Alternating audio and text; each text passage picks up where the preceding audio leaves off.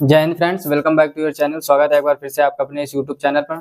तो आज से हम इस चैनल पर चालू करने वाले हैं जनरल साइंस।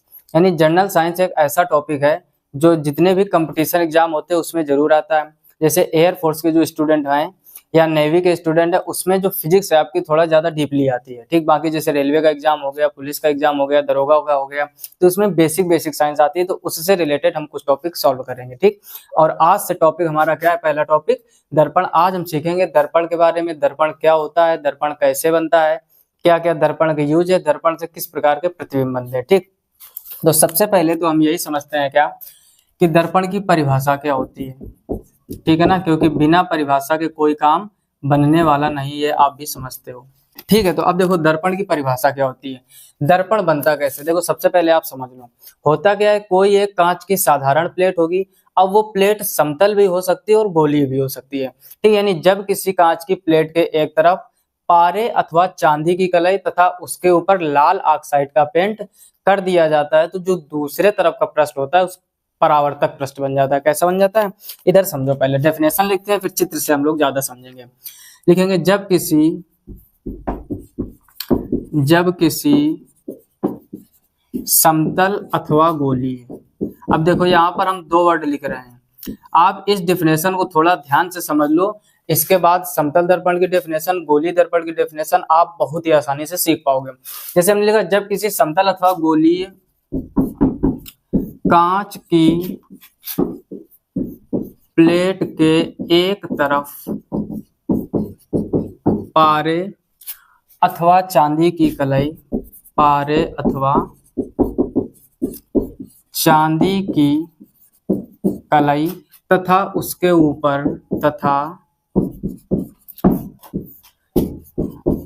ऊपर लाल ऑक्साइड, ठीक इंग्लिश में इसी को कहते हैं रेड ऑक्साइड, लाल ऑक्साइड का पेंट कर दिया जाता है, पेंट कर दिया जाता है, तो दूसरा पृष्ठ परावर्तक पृष्ठ बन जाता है, परावर्तक पृष्ठ बन जाता है। ठीक, अब देखो डेफिनेशन लिखने में बेशक थोड़ा टाइम लग गया, लेकिन आप समझने का प्रयास करना। जब किसी समतल अथवा गोलीय कांच की प्लेट के एक तरफ पारे अथवा चांदी की कलई तथा उसके ऊपर लाल ऑक्साइड का पेंट कर दिया जाता है, तो दूसरा पृष्ठ परावर्तक पृष्ठ बन जाता है, जिसे हम लोग दर्पण कहते हैं। ठीक है, अब देखो ध्यान से समझना कौन कौन से इसमें वर्ड यूज किए गए। सबसे पहले हमने एक लिखा समतल अथवा गोली। ठीक, कांच की प्लेट के एक तरफ पारे अथवा चांदी की कलई। देखो पारा या चांदी में से कोई एक यूज करेंगे और उसके ऊपर यहाँ पे चांदी पे गोला लगा दो और यहाँ पर पारे पर, यानी पारे अथवा चांदी में एक, तथा उसके ऊपर रेड ऑक्साइड यानी लाल ऑक्साइड का पेंट कर दिया जाता है। अब जैसे एग्जाम्पल के तौर पर हम आपको प्रैक्टिकल दिखाते हैं। ठीक, जैसे ये देखा, ये क्या दिख रहा है आपको, मिरर।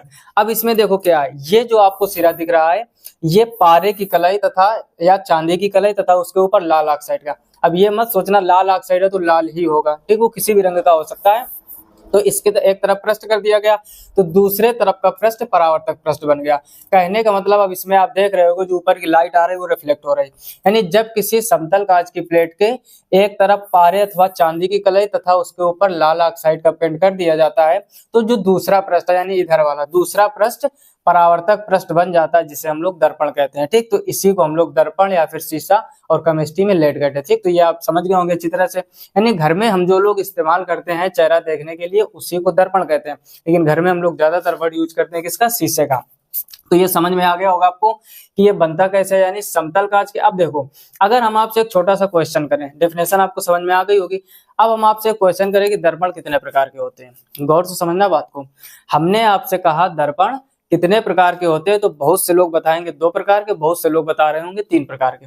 ठीक, जो 3 प्रकार के बता रहे हैं आप बिल्कुल गलत बता रहे हो। अब मन में विचार आ होगा समतल दर्पण, उत्तल दर्पण, अवतल दर्पण। ठीक, तो ये जो कॉन्सेप्ट आपने पढ़ा है कि दर्पण 3 प्रकार के होते हैं, ये बहुत गलत है। होते 2 प्रकार है, फिर उसके अंदर और प्रकार होते हैं। ठीक, तो आइए उसको भी समझते हैं। तो दर्पण के डेफिनेशन समझ में आ गए होगी। अब यहाँ पर लिखेंगे हम लोग दर्पण के प्रकार। क्या लिखेंगे, दर्पण के प्रकार। क्योंकि जो हमारे ऑफलाइन बैच है, जब भी बच्चों से पूछते हैं तो हमेशा क्या आंसर देते हैं, 80% से 90% स्टूडेंट बताते हैं दर्पण तीन प्रकार के, तुरंत नाम भी बता देते हैं, समतल दर्पण यानी प्लेन मिरर, और उत्तल दर्पण यानी कॉन्वेक्स मिरर, और अवतल दर्पण यानी कॉनकेव मिरर। ठीक, तो ऐसा लगता है उनको नहीं, हम बिल्कुल सही बता रहे हैं। अब देखो ध्यान से समझना, जो दर्पण का प्रकार है यहाँ पर आप लिखोगे दर्पण दो प्रकार के होते हैं। ठीक, वीडियो आप पूरा देखो, आपको पूरा कॉन्सेप्ट समझ में आ जाएगा। दर्पण दो प्रकार के होते हैं, ठीक। अब देखो प्रकार भी समझते हैं हम लोग। इसमें जो पहला है वो है आपका समतल दर्पण, समतल दर्पण जिसको हम लोग कहेंगे प्लेन मिरर, ठीक। और इसमें जो दूसरा है वो है आपका गोलीय दर्पण, क्या रहेगा, गोलीय दर्पण, ठीक। इसको कहेंगे हम लोग स्फेरिकल मिरर,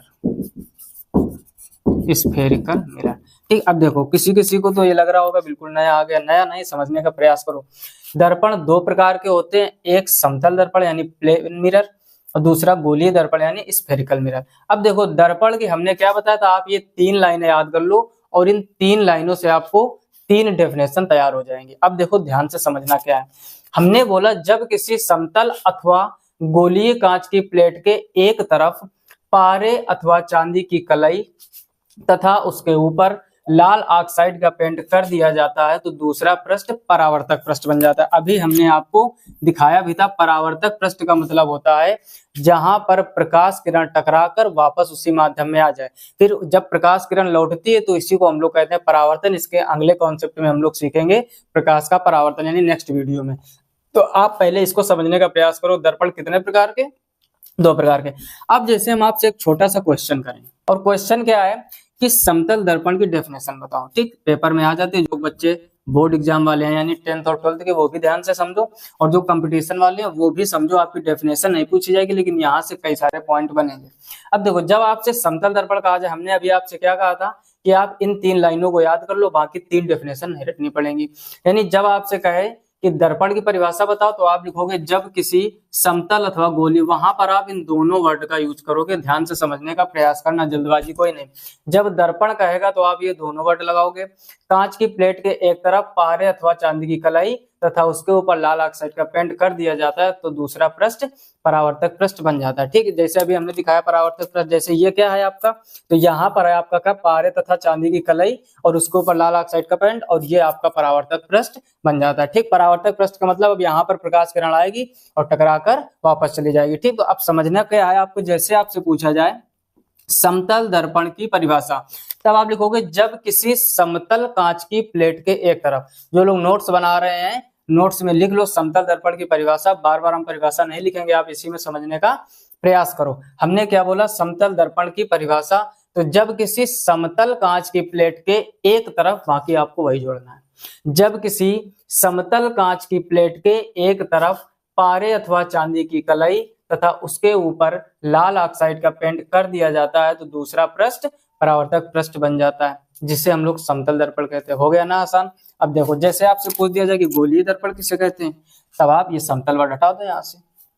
अब क्या लिखोगे, जो लोग लिख रहे हैं वीडियो को पॉज करके बीच में रोक के आप नोट्स में लिखते जाइए, ठीक है। जो लोग नोट्स बना रहे हैं उनका काम बहुत अच्छा रहेगा आगे रिवीजन के लिए। अब गोलीय दर्पण क्या होता है, तो गोलीय दर्पण होता है जब किसी गोलीय कांच की प्लेट के एक तरफ पारे अथवा चांदी की कलाई तथा उसके ऊपर लाल ऑक्साइड का पेंट कर दिया जाता है तो दूसरा पृष्ठ परावर्तक पृष्ठ बन जाता है, जिसे हम लोग गोलीय दर्पण कहते हैं। तो डेफिनेशन आप केवल इसको याद कर लो, तभी हमने शुरू में बोला था इसको भी याद करने में आसानी रहेगी और इसको भी याद करने में, ठीक। अब देखो समझना, समतल दर्पण गोलीय दर्पण हो गई। जब समतल दर्पण की डेफिनेशन पूछे एक बार फिर से सुन लो, जब किसी समतल कांच की प्लेट के एक तरफ पारे अथवा चांदी की कलाई तथा उसके ऊपर लाल ऑक्साइड का पेंट कर दिया जाता है तो दूसरा पृष्ठ परावर्तक पृष्ठ बन जाता है, जिसे हम लोग समतल दर्पण अर्थात प्लेन मिरर कहते हैं। जब गोलीय दर्पण पूछेगा तो जब किसी गोलीय कांच की प्लेट के तरफ, गोली का मतलब उसका आकार थोड़ा घुमा हुआ होगा, तो जब किसी गोलीय कांच की प्लेट के एक तरफ पारे अथवा चांदी की कलाई कर दी जाती तथा उसके ऊपर लाल ऑक्साइड का पेंट लगा दिया जाता है तो दूसरा पृष्ठ परावर्तक पृष्ठ बन जाता है, जिसे हम लोग गोलीय दर्पण कहते हैं, ठीक। तो ये हो गई दोनों की डेफिनेशन। अब देखो ध्यान से समझना, जैसे हमने यहाँ पर लिखा समतल दर्पण, तो अब समतल दर्पण का जो चित्र होता है थोड़ा यहीं पर आप रफली समझ लीजिए। तो समतल दर्पण ऐसे बनता है, ठीक, ये कोई समतल कांच की प्लेट होगी। ठीक, इसके एक तरफ ये जो लाइनें हम खींचा, आप समझ लो क्या है, ये है पारे अथवा चांदी की कलाई तथा लाल ऑक्साइड का पेंट। अब देखो ध्यान से, इसको आप M1 और M2 भी लिख सकते हैं, यानी ये हमारा कौन सा दर्पण बन के तैयार हो गया, समतल। अब यहाँ पर एरो लगा के आप लिखोगे पॉलिश किया गया तल, पॉलिश किया गया तल, और इसको हम लोग कहेंगे परावर्तक पृष्ठ। ठीक, यानी जिस तरफ पॉलिश नहीं होती है, जिस तरफ हम अपना चेहरा देखते हैं, उसको कहते हैं परावर्तक पृष्ठ। अब इसी में प्रकाश किरण आती, टकरा के वापस जाएगी तो परावर्तन की कंडीशन बनती। उसको हम लोग जब प्रकाश का परावर्तन वाला लेक्चर पढ़ाएंगे आपको, जब अगला वीडियो आएगा तो उसमें डिस्कस करेंगे। ठीक, तो ये आप यहाँ पर आप इतना समझने का प्रयास करो कि समतल दर्पण क्या होता है। जब किसी समतल, अब देखो ये समतल कांच है, एकदम मुड़ी हुई नहीं है, तो समतल कांच की प्लेट के एक तरफ पारे या चांदी की कलाई तथा उसके ऊपर लाल ऑक्साइड का पेंट कर दिया जाता है, तो कैसा बन जाएगा ये समतल दर्पण। अब देखो जब गोलीय दर्पण का है, अब यहाँ पर समझने का प्रयास करना। अब ये गोलीय दर्पण जो है आपका, ये फिर दो प्रकार का होता है। ठीक, इसमें आता है आपका पहला नंबर उत्तल दर्पण, उत्तल दर्पण यानी कॉन्वेक्स मिरर। ठीक, और दूसरा नंबर इसमें आता है अवतल दर्पण, अवतल दर्पण यानी इसको हम लोग कहेंगे कॉनकेव मिरर। ठीक, अब समझने का प्रयास करना। अब आप लोग जो लोग तीन दर्पण के प्रकार बता रहे थे, गलती यही करते हो, एक यहाँ से ले लेते हो, दो यहाँ से। तो जब भी आपसे पूछा जाए दर्पण के प्रकार, तो दर्पण दो प्रकार के, एक समतल और एक गोली। फिर समतल दर्पण का कोई अलग से प्रकार नहीं होता है, वो सिंगल होता है। और गोली दर्पण आपका फिर से दो भागों में बट जाता है, एक उत्तल दर्पण और एक अवतल दर्पण। तो आप ये ध्यान रखो, ट्रिक इसकी बना लो कि दर्पण के दो लड़के, ध्यान देना जरा, परिवार बना दो इनका ताकि आप भूलो ना। दर्पण के दो लड़के, एक समतल दर्पण एक गोली दर्पण। फिर समतल दर्पण अकेला था, मान लो इसकी शादी नहीं होती है ना, और ये गोली दर्पण के फिर से दो लड़के, एक उत्तल दर्पण और एक अवतल दर्पण। बात आ रही समझ में। तो दर्पण के जब प्रकार पूछा जाए तब आप दो प्रकार बताओगे, समतल दर्पण और गोलीय दर्पण। और जब गोलीय दर्पण का प्रकार पूछा जाए तो फिर से उसके दो भाग, एक उत्तल दर्पण और एक अवतल दर्पण। अब देखो ऐसा क्यों है, क्योंकि जो उत्तल दर्पण होता है आपका या फिर जो अवतल दर्पण होता है, इन दोनों को गोलाकार रूप में बनाया जाता है। अब आपसे हम एक छोटा सा क्वेश्चन कर रहे हैं, ध्यान से समझना। यहाँ पर मान लो ऐसे लिख दिया एग्जाम्पल के रूप में, हमने आपसे एक प्रश्न किया, ये कौन सा दर्पण है। ठीक, अब आप आंसर इसका सोचो, ये कौन सा दर्पण है। तो कुछ लोग उत्तल कह रहे होंगे, कुछ लोग अवतल कह रहे होंगे। समतल तो कोई नहीं कहेगा, इतना सब कॉमन सेंस रखते हैं कि समतल दर्पण एक सीधी लाइन होती है। ठीक, अब जो लोग उत्तल कह रहे हैं या फिर जो लोग अवतल कह रहे हैं, दोनों लोग गलत हैं, क्योंकि अभी सिर्फ हमने एक लाइन खींची है और अभी हमने पॉलिश किसी तरफ नहीं की। तो जब तक पॉलिश नहीं करोगे तब तक आप ना तो उत्तल कंफर्म कर पाओगे और ना ही अवतल। यही इंपॉर्टेंट कॉन्सेप्ट होते हैं। आप किसी से भी पूछो, हम ऑफलाइन बैच की बात बता रहे हैं, जैसे ही ऐसे लाइन खींचते हैं तो 70-80% कोई उत्तल कोई अवतल, कोई उत्तल कोई अवतल, इस टाइप से आंसर आने लगते हैं। तो आप थोड़ा ध्यान से पढ़ने का प्रयास करो। जब तक कांच पर, अभी आप इसको एक कांच का टुकड़ा मान सकते हो, जब तक इस पर पॉलिश नहीं करोगे कि अंदर पॉलिश है कि बाहर पॉलिश है, तब तक ना तो उत्तल क्लियर होगा और ना ही अवतल। आई होप आप कॉन्सेप्ट अच्छे से समझ पा रहे होंगे। अब देखो ध्यान से, इसकी भी एक ट्रिक समझते हैं। तो सबसे पहले आपको क्या करना है, उत्तल मतलब उधर और अवतल मतलब अपनी ओर। कॉन्सेप्ट समझो, कभी भी उत्तल दर्पण अवतल दर्पण की डेफिनेशन भूलोगे नहीं, ये गारंटी है हमारी। बस आप ध्यान से समझने का प्रयास करना। क्या बताया हमने, उत्तल मतलब उधर, उधर मतलब आपको ये एरो बाहर की तरफ ले जाना है, उत्तल मतलब ऐसे पेन घुमाना। अवतल मतलब अपनी ओर, ऐसे। अभी देखना डेफिनेशन बनाना आप कितने आसानी सीख पाओगे। ठीक, अभी देखना आप डेफिनेशन बनाना कितने आसानी सीख पाओगे। हमने क्या बताया, उत्तल मतलब उधर, अवतल मतलब अपनी ओर। पॉलिश हमेशा राइट हैंड की तरफ, ध्यान से समझने का प्रयास करो। जैसे हम खड़े हैं तो हमारा राइट ये हुआ, लेफ्ट ये हुआ। अब आप जब ऐसे घूमोगे तो अब या फिर हम ही घूम गए तो राइट ये हो गया, लेफ्ट ये हो गया। हमने क्या बताया, पॉलिश हमेशा राइट साइड में, तो इसका राइट साइड ये वाला होगा। तो यहाँ पर ऐसे पॉलिश कर दीजिए, इसको M1 मान लीजिए और इसको M2। अब इसका राइट साइड ये होगा अंदर की तरफ, तो इसमें अंदर पॉलिश कर दीजिए। इसका M1 मान लो, इसको M2 मान लो। ठीक, इसके बीच में एक ऐसे लाइन खींच दो, इसको दर्पण का ध्रुव कहते हैं और इसको कह देते हैं मुख्य अक्ष। ठीक, यहाँ पर भी यही काम कर दीजिए, ये दर्पण का ध्रुव P फॉर पोल हो जाएगा यानी, और इसको कहते हैं मुख्य अक्ष। ठीक, तो ये तो सब बात की बातें हैं, जब हम लोग लेंस का चैप्टर सॉरी जब हम लोग मिरर का डिटेल में पढ़ेंगे तब उसको समझेंगे। साधारण तौर पर आप समझो, उत्तल दर्पण, फिर से समझो कॉन्सेप्ट जिसको डाउट हो गया हो। उत्तल मतलब उधर, अवतल मतलब अपनी ओर, ठीक है ना। फिर पॉलिश हमेशा राइट साइड पे, तो इसका राइट साइड इधर तरफ होगा अंदर की तरफ तो अंदर पॉलिश कर दी, इसका राइट साइड बाहर की तरफ होगा तो बाहर पॉलिश कर दी। ये एक ऐसा तरीका है, आप कभी भी भूलोगे नहीं। कोई सपने में भी आपसे पूछेगा ना कि उत्तल दर्पण की डेफिनेशन क्या, आप तुरंत बता पाओगे। अभी डेफिनेशन नहीं बताई हमने, अभी आप सिर्फ इतना समझो, उत्तल मतलब उधर। जैसे आपसे पूछा जाए उत्तल, तो आपके मन में आना चाहिए उत्तल मतलब उधर, अवतल मतलब अपनी ओर, पॉलिश हमेशा राइट साइड पे, तो इसका राइट साइड ये हो जाएगा और इसका राइट साइड ये हो जाएगा। अब ये किसकी बात कर रहा है, उत्तल की, और ये किसकी बात कर रहा है, अवतल की। इतनी बात समझ में आ गई होगी, ठीक। अब देखो डेफिनेशन कैसे बनाएंगे। अब देखो डेफिनेशन बनेगी, जब किसी गोलीय कांच की प्लेट के अंदर की तरफ, ध्यान से समझना, कुछ भी रटना नहीं है। जनरल साइंस हो चाहे जनरल नॉलेज हो, आपको रटने से नहीं आएगी, चीजें समझने से आती हैं, ठीक। और जो फिजिक्स को रटने का प्रयास करता है, समझ लो उसकी जिंदगी अधूरी रह जाएगी, आप नहीं याद कर सकते हो। अथाह सागर है, जितना ज्यादा आप कॉन्सेप्ट समझोगे और उसको समझने का प्रयास करोगे, साइंस उतनी ही आसान होगी। अब ध्यान से समझो, जब किसी गोलीय कांच की प्लेट के अंदर की तरफ, बाकी फिर से वही जोड़ देना है, अंदर की तरफ पारे अथवा चांदी की कलई तथा उसके ऊपर लाल ऑक्साइड का पेंट कर दिया जाता है, तो इससे बना हुआ दर्पण उत्तल दर्पण अर्थात कॉन्वेक्स मिरर कहलाता है। ध्यान से समझो फिर से एक बार, उत्तल दर्पण जब किसी गोली, अब गोलीय वर्ड क्यों जोड़ रहा है, क्योंकि ये भी गोल और ये भी गोल, तभी तो ये गोलीय दर्पण के दो प्रकार बने हैं। वही तो हम समझाने का प्रयास कर रहे हैं। जो लोग तीन टाइप के बताते हैं, यहीं पर गलत हो जाता है काम। दर्पण दो प्रकार के, समतल दर्पण, गोलीय दर्पण। फिर गोलीय दर्पण दो प्रकार के, क्योंकि ये भी घुमा हुआ है, गोल है, और ये भी घुमा हुआ है। तो जब उत्तल दर्पण की डेफिनेशन पूछी जाए आपसे, तो जब किसी गोलीय कांच के टुकड़े के अंदर की तरफ पारे अथवा चांदी की कलाई तथा उसके ऊपर लाल ऑक्साइड का पेंट कर दिया जाता है, तो बना हुआ दर्पण उत्तल दर्पण कहलाता है। अब आपसे पूछा जाएगा कि परावर्तक पृष्ठ कहाँ है, तो आप बता दोगे बाहर वाला, यानी हम लोग परावर्तक पृष्ठ किसको कहेंगे, इसको यहाँ पर आप लिख लीजिए ऐसे, परावर्तक पृष्ठ। ये परावर्तक पृष्ठ हो गया बाहर वाला, और यहीं पर आप चेहरा देख सकते हो अगर उत्तल दर्पण।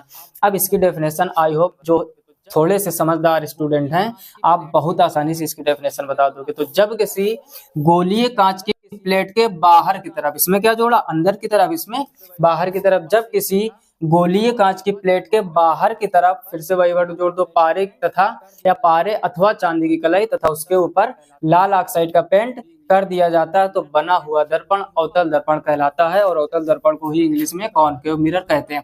आई होप आप दर्पण का पूरा परिवार अच्छे से समझ रहे होंगे। परिवार वर्ड क्यों जोड़ा, फिर से समझ लो। दर्पण दो प्रकार के, समतल दर्पण, गोलीय दर्पण।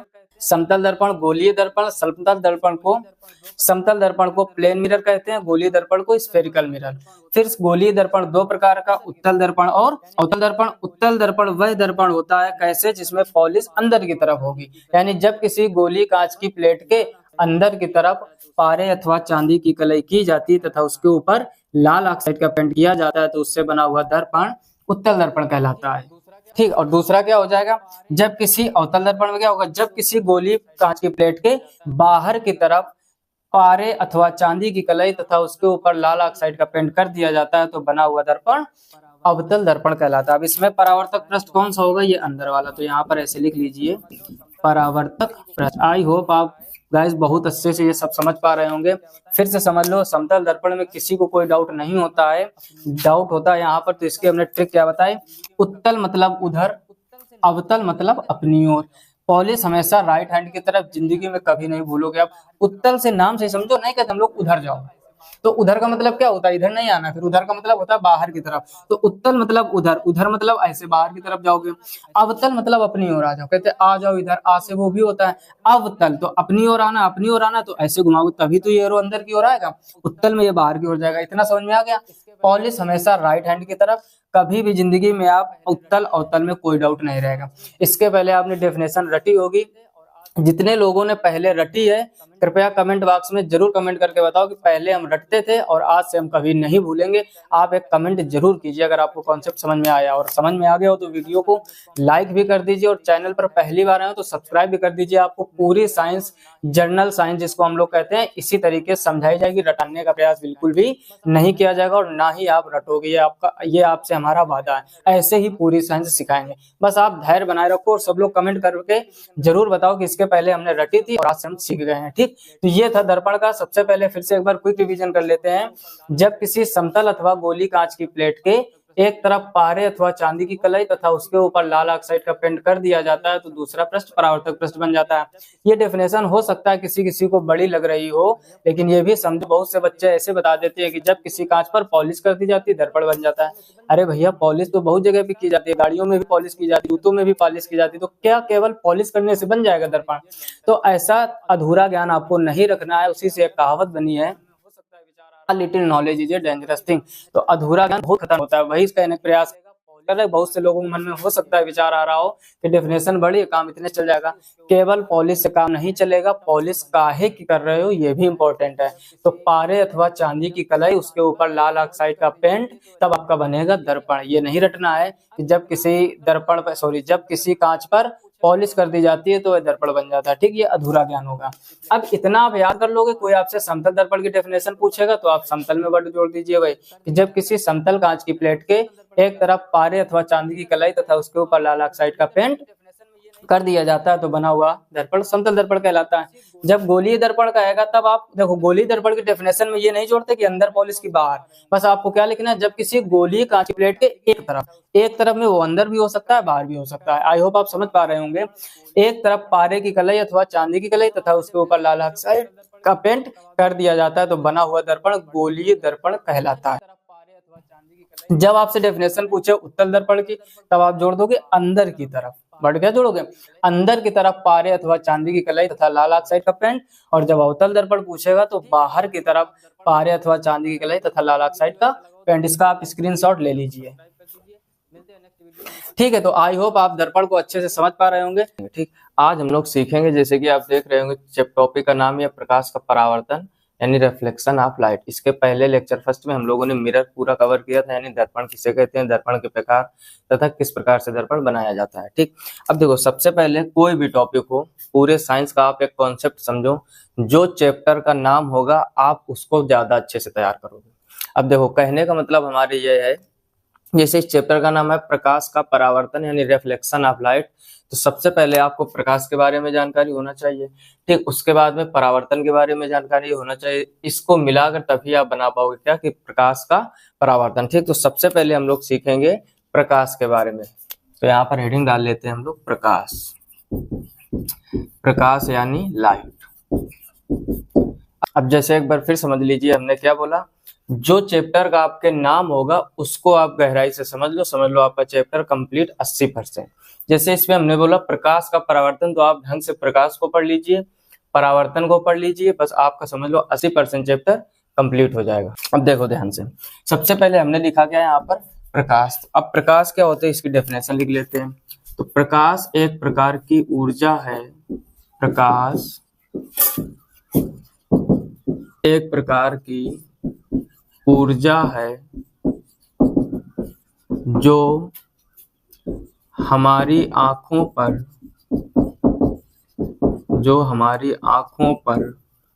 दृष्टि संवेदना उत्पन्न करती है। दृष्टि संवेदना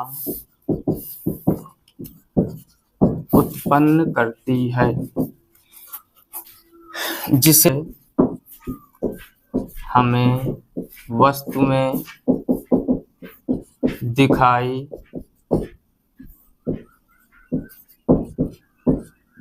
देने लगती है। ठीक, ये इसकी डेफिनेशन है। फिर से समझ लो क्या लिखा हमने, प्रकाश एक प्रकार की ऊर्जा है। अभी आप यहीं से समझ लो, प्रकाश क्या है, एक प्रकार की ऊर्जा है जो हमारी आंखों पर दृष्टि संवेदना उत्पन्न करती है, जिससे हमें वस्तुएं दिखाई देने लगती हैं। यानी एक तरह से हम कहें तो हमारी आंखें हैं जो अंधी हैं। ठीक, अब किसी किसी को ये सुनकर बड़ा अजीब लग रहा होगा कि आंखें अंधी हो गई तो दिखाई कैसे दे रहा है। हमारे कहने का अर्थ है कि हम लोग बिना प्रकाश की सहायता से दुनिया में कुछ भी नहीं देख सकते। जैसे कि अब आप देख रहे हो कि हम आपको दिखाई दे रहा है, ये बोर्ड दिखाई दे रहा है, ये लिखा हुआ दिखाई दे रहा है, तो ये प्रकाश के कारण ही तो है। अभी अचानक मान लो लाइट चली जाए तो हम भी नहीं आपको दिखेंगे, ना ये बोर्ड दिखेगा, ना ये लिखा हुआ दिखेगा। कहने का मतलब अब ये प्रोसेस का होता है, उसको समझो गौर से। देखो होता क्या है, कोई भी वस्तु जब हम लोग देखते हैं या कोई भी वस्तु हमको दिखाई देती है तो वहां से प्रकाश किरणें टकरा कर हमारी आंखों में प्रवेश करती हैं। ठीक, अब टकरा कर जो आती है इसी को हम लोग परावर्तन कहते हैं। ठीक, इसी चैप्टर में आगे सीखेंगे। कहने का मतलब जैसे ही हम लोग आंख की पलकें खोलते हैं उस वस्तु से प्रकाश किरणें वापस आकर हमारी आंखों में प्रवेश करती है, और आंखों का जो सबसे पहला भाग होता है कॉर्निया, जो आपको ये आंखों के आसपास व्हाइट कलर यानी सफेद कलर का दिखाई देता है, सबसे पहले यहाँ पर प्रकाश प्रवेश करता है, इससे होते हुए अंदर जाता है। फिर इसका डिटेल में हम लोग जब आंख के बारे में पढ़ेंगे आने वाले लेक्चरों में, तो हम डिटेल में पढ़ेंगे कि आंख में जो प्रकाश है कहाँ से कहाँ तक जाता है, कैसे हमें वस्तुएं दिखाई देती। ठीक, आज हम लोग क्या सीख रहे हैं कि जब कोई वस्तु से प्रकाश किरणें टकरा कर हमारी आंखों में प्रवेश करती हैं तो वह वस्तु हमें दिखाई देने लगती है। अब होता है ऐसा कि बहुत से लोग सोचते हैं कि हम लोग वस्तु को देखते हैं, हम लोग देखते हैं वस्तु दिखाई देती है, ये बात सत्य है, लेकिन उस वस्तु से प्रकाश किरणें हमारी आंखों में प्रवेश करती हैं तब हमें वस्तुएं दिखाई देती हैं। ठीक, तभी कहा गया इसको ऊर्जा। बात क्लियर हो रही? यानी प्रकाश एक प्रकार की ऊर्जा है जो हमारी आंखों पर दृष्टि संवेदना उत्पन्न करती है, जिससे हमें वस्तुएं दिखाई देती हैं। अब यहाँ पर एक वर्ड आया वस्तुएं। ठीक, तो अब इसमें वस्तुएं भी दो प्रकार की होती हैं। ठीक, हो सकता है कुछ लोग पहली बार सुन रहे हो, लेकिन यहाँ पर ध्यान से समझना। यहाँ पर हम लोग लिखेंगे वस्तुओं के प्रकार, वस्तुओं के प्रकार यानी टाइप्स ऑफ ऑब्जेक्ट कह सकते हैं। देखो वस्तुएं आपकी होती हैं दो प्रकार की, एक प्रदीप्त वस्तुएं, एक अप्रदीप्त वस्तुएं। ठीक, अब प्रदीप्त वस्तुएं क्या होती हैं? देखो वे वस्तुएं, यहाँ पर हेडिंग बना लो चाहे, सबसे पहले यहाँ पर लिखोगे वस्तुएं दो प्रकार की होती हैं। नंबर एक प्रदीप्त वस्तुएं और नंबर दो अप्रदीप्त वस्तुएं, अप्रदीप्त वस्तुएं। अब इनकी डेफिनेशन समझो, यहाँ पर शॉर्टकट में लिख लो, इसी के आगे लिख देते हैं। सबसे पहले हमने क्या लिखा? प्रदीप्त वस्तुएं। अब देखो प्रदीप्त वस्तुएं वे वस्तुएं होती हैं जो स्वयं प्रकाश उत्पन्न करती हैं। ठीक, जैसे सूर्य और जलता हुआ बल्ब, जलती हुई मोमबत्ती, यानी ऐसी वस्तु आपको कहीं भी दिख जाए जो स्वयं प्रकाश उत्पन्न करे उसको हम लोग कहते हैं प्रदीप्त वस्तुएं। तो शॉर्टकट में यहाँ पर लिख देते हैं जो स्वयं प्रकाश उत्पन्न करती हैं, जो स्वयं। अब आप डेफिनेशन अगर नोटबुक में लिखना चाहते हो तो अलग से ये पहले दो प्रकार लिखिए, फिर साइड में हेडिंग डालिए प्रदीप्त वस्तुएं, और फिर लिखोगे जो स्वयं प्रकाश उत्पन्न करती हैं वे वस्तुएं प्रदीप्त वस्तुएं कहलाती हैं। ठीक, अब इसका एग्जाम्पल क्या है? एग्जाम्पल समझ लो यहाँ पर। तो इसका एग्जाम्पल होता है जैसे सूर्य हो गया, ठीक, तारा, चंद्रमा मत गलती से लिख देना क्योंकि चंद्रमा का स्वयं का प्रकाश नहीं होता, वो आप भी जानते हो। सूर्य की किरणें से परावर्तन के पश्चात जो होता है चंद्रमा रात में चमकता है, तो चंद्रमा गलती से यहाँ मत लिखना, सबसे बड़ा दिक्कत, सबसे बड़ी गलती यही होती। तो सूर्य, तारा, जलता हुआ बल्ब, जलता हुआ बल्ब, मोमबत्ती, ठीक, जलती हुई लिख सकते हैं, जलती हुई मोमबत्ती आदि। ठीक, तो प्रदीप्त वस्तुएं जो स्वयं प्रकाश उत्पन्न करती हैं, सूर्य, तारा, जलता हुआ बल्ब, जलती हुई मोमबत्ती आदि। अब आप समझ ही गए होंगे कि अगर आपसे कहा जाए अप्रदीप्त वस्तुएं किन्हें कहते हैं, तो इसमें क्या लिखा है? जो स्वयं प्रकाश उत्पन्न करती है। इसमें क्या लिख देंगे? जो स्वयं प्रकाश उत्पन्न नहीं करती। तो यहाँ पर शॉर्टकट में डेफिनेशन लिख दीजिए क्या? जो स्वयं प्रकाश उत्पन्न नहीं करती हैं, जो स्वयं प्रकाश उत्पन्न नहीं करती हैं, इसका भी एग्जांपल समझ लो। अब ऐसी कोई भी वस्तु का आप नाम बताओ जो स्वयं प्रकाश उत्पन्न ना करे। तो सबसे पहला तो आप इसमें लिखोगे चंद्रमा। ठीक, सबसे पहला क्या लिखोगे? चंद्रमा। अब यहीं से आपके क्वेश्चनों की शुरुआत हो चुकी है। यानी इसके पहले लेक्चर में हम लोगों ने दर्पण में पढ़ा था, तो दर्पण कितने प्रकार के होते हैं, क्या उसका नाम होता है, कहाँ पॉलिश करेंगे कब उत्तल बनेगा, कहाँ पॉलिश करेंगे कब अवतल बनेगा, ये सारी चर्चा हमने लेक्चर 1 में की थी। तो जिस भी व्यक्ति ने वो पहला लेक्चर नहीं देखा है, डायरेक्ट दूसरा देख रहे हो, तो आप प्लेलिस्ट में जाइए, जीएस सीरीज नाम का, जीएस सीरीज कंपटीशन के नाम की प्लेलिस्ट बनी हुई है, वहां से पहले दर्पण का कॉन्सेप्ट, अब यहीं से आपके क्वेश्चन आना स्टार्ट हुए। ठीक, दर्पण से भी क्वेश्चन आपके कंपटीशन में भी बनते। और जो भी स्टूडेंट कक्षा 10 या 12 की इसको देख रहे हैं तो आप ध्यान से पढ़ो, यही सब आपका सिलेबस में है। ठीक, अब पूरी डेफिनेशन हम नहीं लिख रहे हैं, बोल देते हैं, आप नोटबुक में नोट करते जाइए। यहीं से आपके 10th और 12th की भी पूरी साइंस कवर हो जाएगी, साथ साथ कंपटीशन के जो क्वेश्चन बनते हैं वो भी यहाँ क्लियर होंगे। ठीक, तो सबसे पहला इसमें हमने क्या लिख लिया, चंद्रमा। अब आप कुछ भी लिख दो, आप मेज लिख सकते हो, आप यहाँ पर कुर्सी लिख सकते हो, मेज, कुर्सी, पुस्तक लिख सकते हो, ठीक, आदि।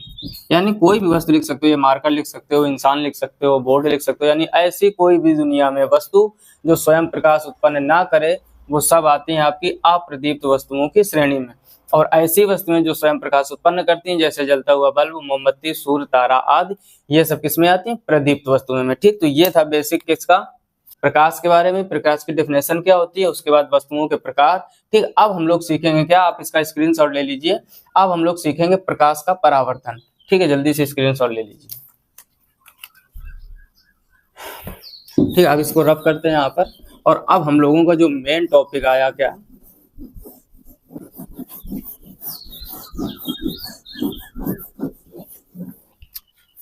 ठीक, अब देखो ध्यान से समझो। तो प्रकाश के परावर्तन से पहले हम लोग सीखेंगे कि परावर्तन क्या होता है।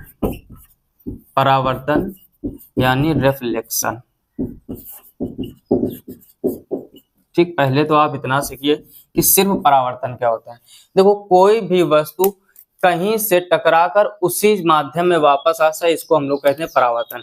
जैसे हाथ में हम एक बॉल लें और सामने दीवार में तेजी से मारे और वो टकराकर फिर से हमारे हाथों में आ जाए, तो इसको हम लोग कहेंगे परावर्तन। ध्यान से समझना, गलती मत करना, प्रकाश का परावर्तन नहीं बोला, ये हो जाएगा गेंद का परावर्तन या बॉल का परावर्तन। यानी जब कोई वस्तु कहीं से टकराकर वापस उसी माध्यम में लौट आती है, इस घटना को हम लोग कहते हैं परावर्तन। क्लियर हो रही बात। अब यहाँ पर लिखा है क्या, प्रकाश का परावर्तन। ऊपर चैप्टर में क्या लिखा है, प्रकाश का परावर्तन। तो प्रकाश का परावर्तन होता है जब प्रकाश की किरण टकरा कर आएगी, यानी किसी भी चीज का परावर्तन हो सकता है। हम लोगों का टॉपिक जो है वो है प्रकाश का परावर्तन। वैसे आप सबसे पहले समझो कि परावर्तन क्या होता है। तो कोई भी वस्तु किसी जगह से टकरा कर वापस उसी माध्यम में लौट आए, इस घटना को परावर्तन कहते हैं। आई होप आप अच्छे से समझ पा रहे होंगे। तो परावर्तन का मतलब क्या हुआ, यहाँ पर लिख लो शॉर्टकट में, किसी वस्तु का टकरा कर वापस लौट आना परावर्तन कहलाता है। परावर्तन कहलाता है। ठीक, अब ये डेफिनेशन को समझने का प्रयास करो। किसी वस्तु का हमने लिखा, क्योंकि यहाँ पर अभी हम प्रकाश का परावर्तन नहीं बता रहे हैं।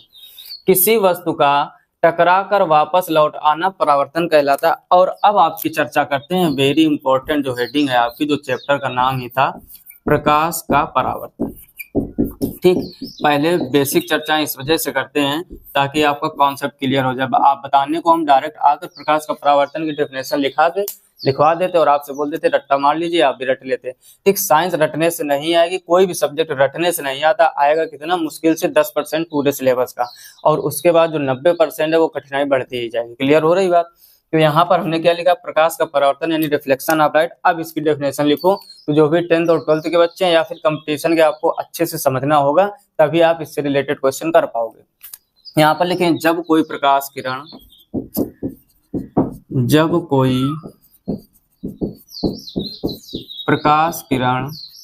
किसी चिकने पृष्ठ,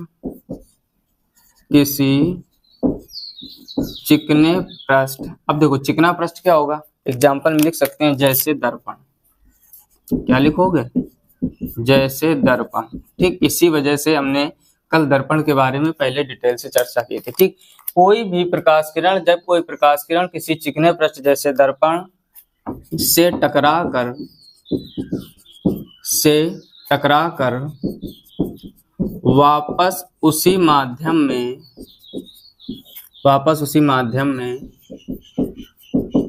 लौट आती है तो इस लौटने की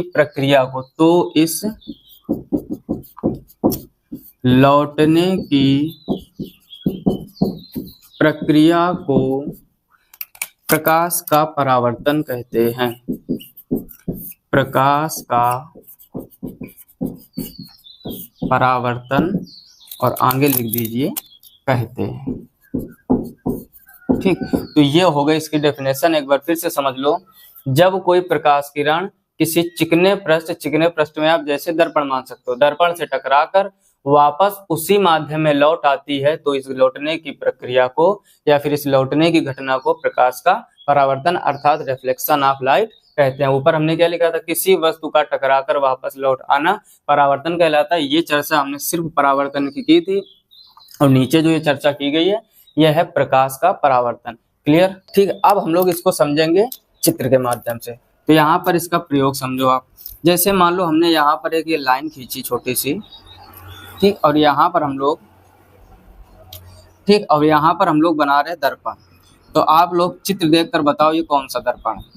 ठीक, अगर इसके पहले का वीडियो देखा होगा तो आप जरूर समझ पा रहे होंगे, और जिन लोगों ने नहीं देखा परेशानी हो रही हो, ये बन गया है आपका समतल दर्पण। ठीक, इसके पहले वाले वीडियो हमने सब कुछ बताया डिटेल से, आप वहां से जाके देखिए। अब यहाँ पर एक खींच दीजिए ऐसे लाइन, इसको हम लोग कहते हैं अभिलंब। क्या कहते हैं? अभिलंब, यानी इंग्लिश में कहते हैं इसको नॉर्मल। ठीक, अब देखो ध्यान से समझना, यहाँ पर ये बिंदु मान लेते हैं ओ। अब ये क्या है, यहाँ पर जो लाइनें बनी है ये है आपका पॉलिश किया गया तल। ये क्या है? पॉलिश किया गया तल। जब पॉलिश किया आपने, पॉलिश भी काहे की हुई? पारे अथवा चांदी की, तथा उसके ऊपर लाल ऑक्साइड का पेंट। जब इधर आप पॉलिश कर दोगे तब ये पृष्ठ परावर्तक पृष्ठ बन जाएगा दूसरे तरफ वाला, जैसा कि हमने पिछले वाले लेक्चर में बताया था। अब देखो होता क्या है, ध्यान से समझना।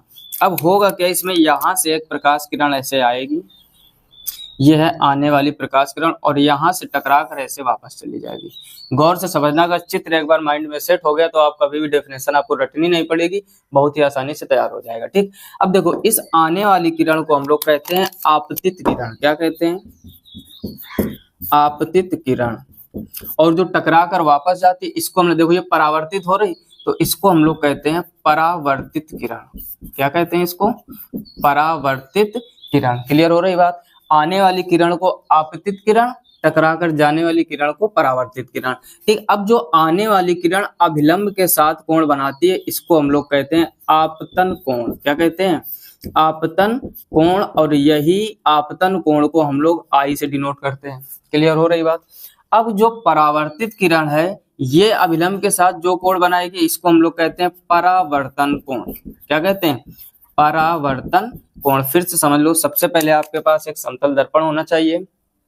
दर्पण कैसे बनेगा? जब आप एक तरफ पॉलिश करोगे पारे अथवा चांदी की, तथा उसके ऊपर लाल ऑक्साइड का, ऊपर का पृष्ठ परावर्तक पृष्ठ बन जाएगा, तो उससे प्रकाश किरण टकरा कर वापस जाएगी। क्लियर हो रही बात? आने वाली किरण को आपतित किरण, टकरा कर जाने वाली किरण को परावर्तित किरण कहते हैं। बीचों बीच में एक सीधा सा अभिलंब होता है। अभिलंब आपतित किरण के जो बीच का गैप होता है इसको हम लोग कहते हैं आपतन कोण, और इसको आई से डिनोट करते हैं। अभिलंब और परावर्तित किरण के जो भी बीच कोण होता है उसको कहते हैं हम लोग परावर्तन कोण। ठीक, तो ये इसका हो गया चित्र। अब देखो यहाँ पर आते हैं दो इंपॉर्टेंट पॉइंट, कंपटीशन के हिसाब से समझना ध्यान से। तो यहाँ पर हेडिंग डालोगे आप परावर्तन के नियम। परावर्तन के नियम, ठीक, बहुत इंपॉर्टेंट होते हैं परावर्तन के दो नियम। जो भी कंपटीशन वाले भाई लोग हमारा वीडियो देख रहे हैं ध्यान से समझो, आपसे पूछा जा सकता है कि परावर्तन के कितने नियम होते हैं, सिर्फ इतना ही क्वेश्चन, तो आप बताओगे परावर्तन के दो नियम होते हैं। वो दो नियम कौन है अभी डिस्कस करेंगे। ठीक, यहीं से छोटे छोटे क्वेश्चन बनना स्टार्ट होते हैं। जैसे इसके पहले हमने क्या बताया था कि वस्तुएं कितने प्रकार की होती है, वहां भी आपका आंसर आएगा दो प्रकार की होती है। कौन कौन सी? प्रदीप्त वस्तु में और अप्रदीप्त वस्तु में। ठीक, अब देखो ध्यान से, यहाँ पर परावर्तन के नियम तो लिखोगे परावर्तन के दो नियम होते हैं। यहाँ पर छोटा छोटा लिख लेते हैं, परावर्तन के दो नियम होते हैं। ठीक, कौन कौन से? नंबर एक समझो। अब देखो रटना नहीं है, सीखना है। हमने क्या बताया शुरू में, रटना बिल्कुल भी नहीं है, सीखना है। अब देखो गौर से समझो, इसको आपने क्या बोला? आपतित किरण।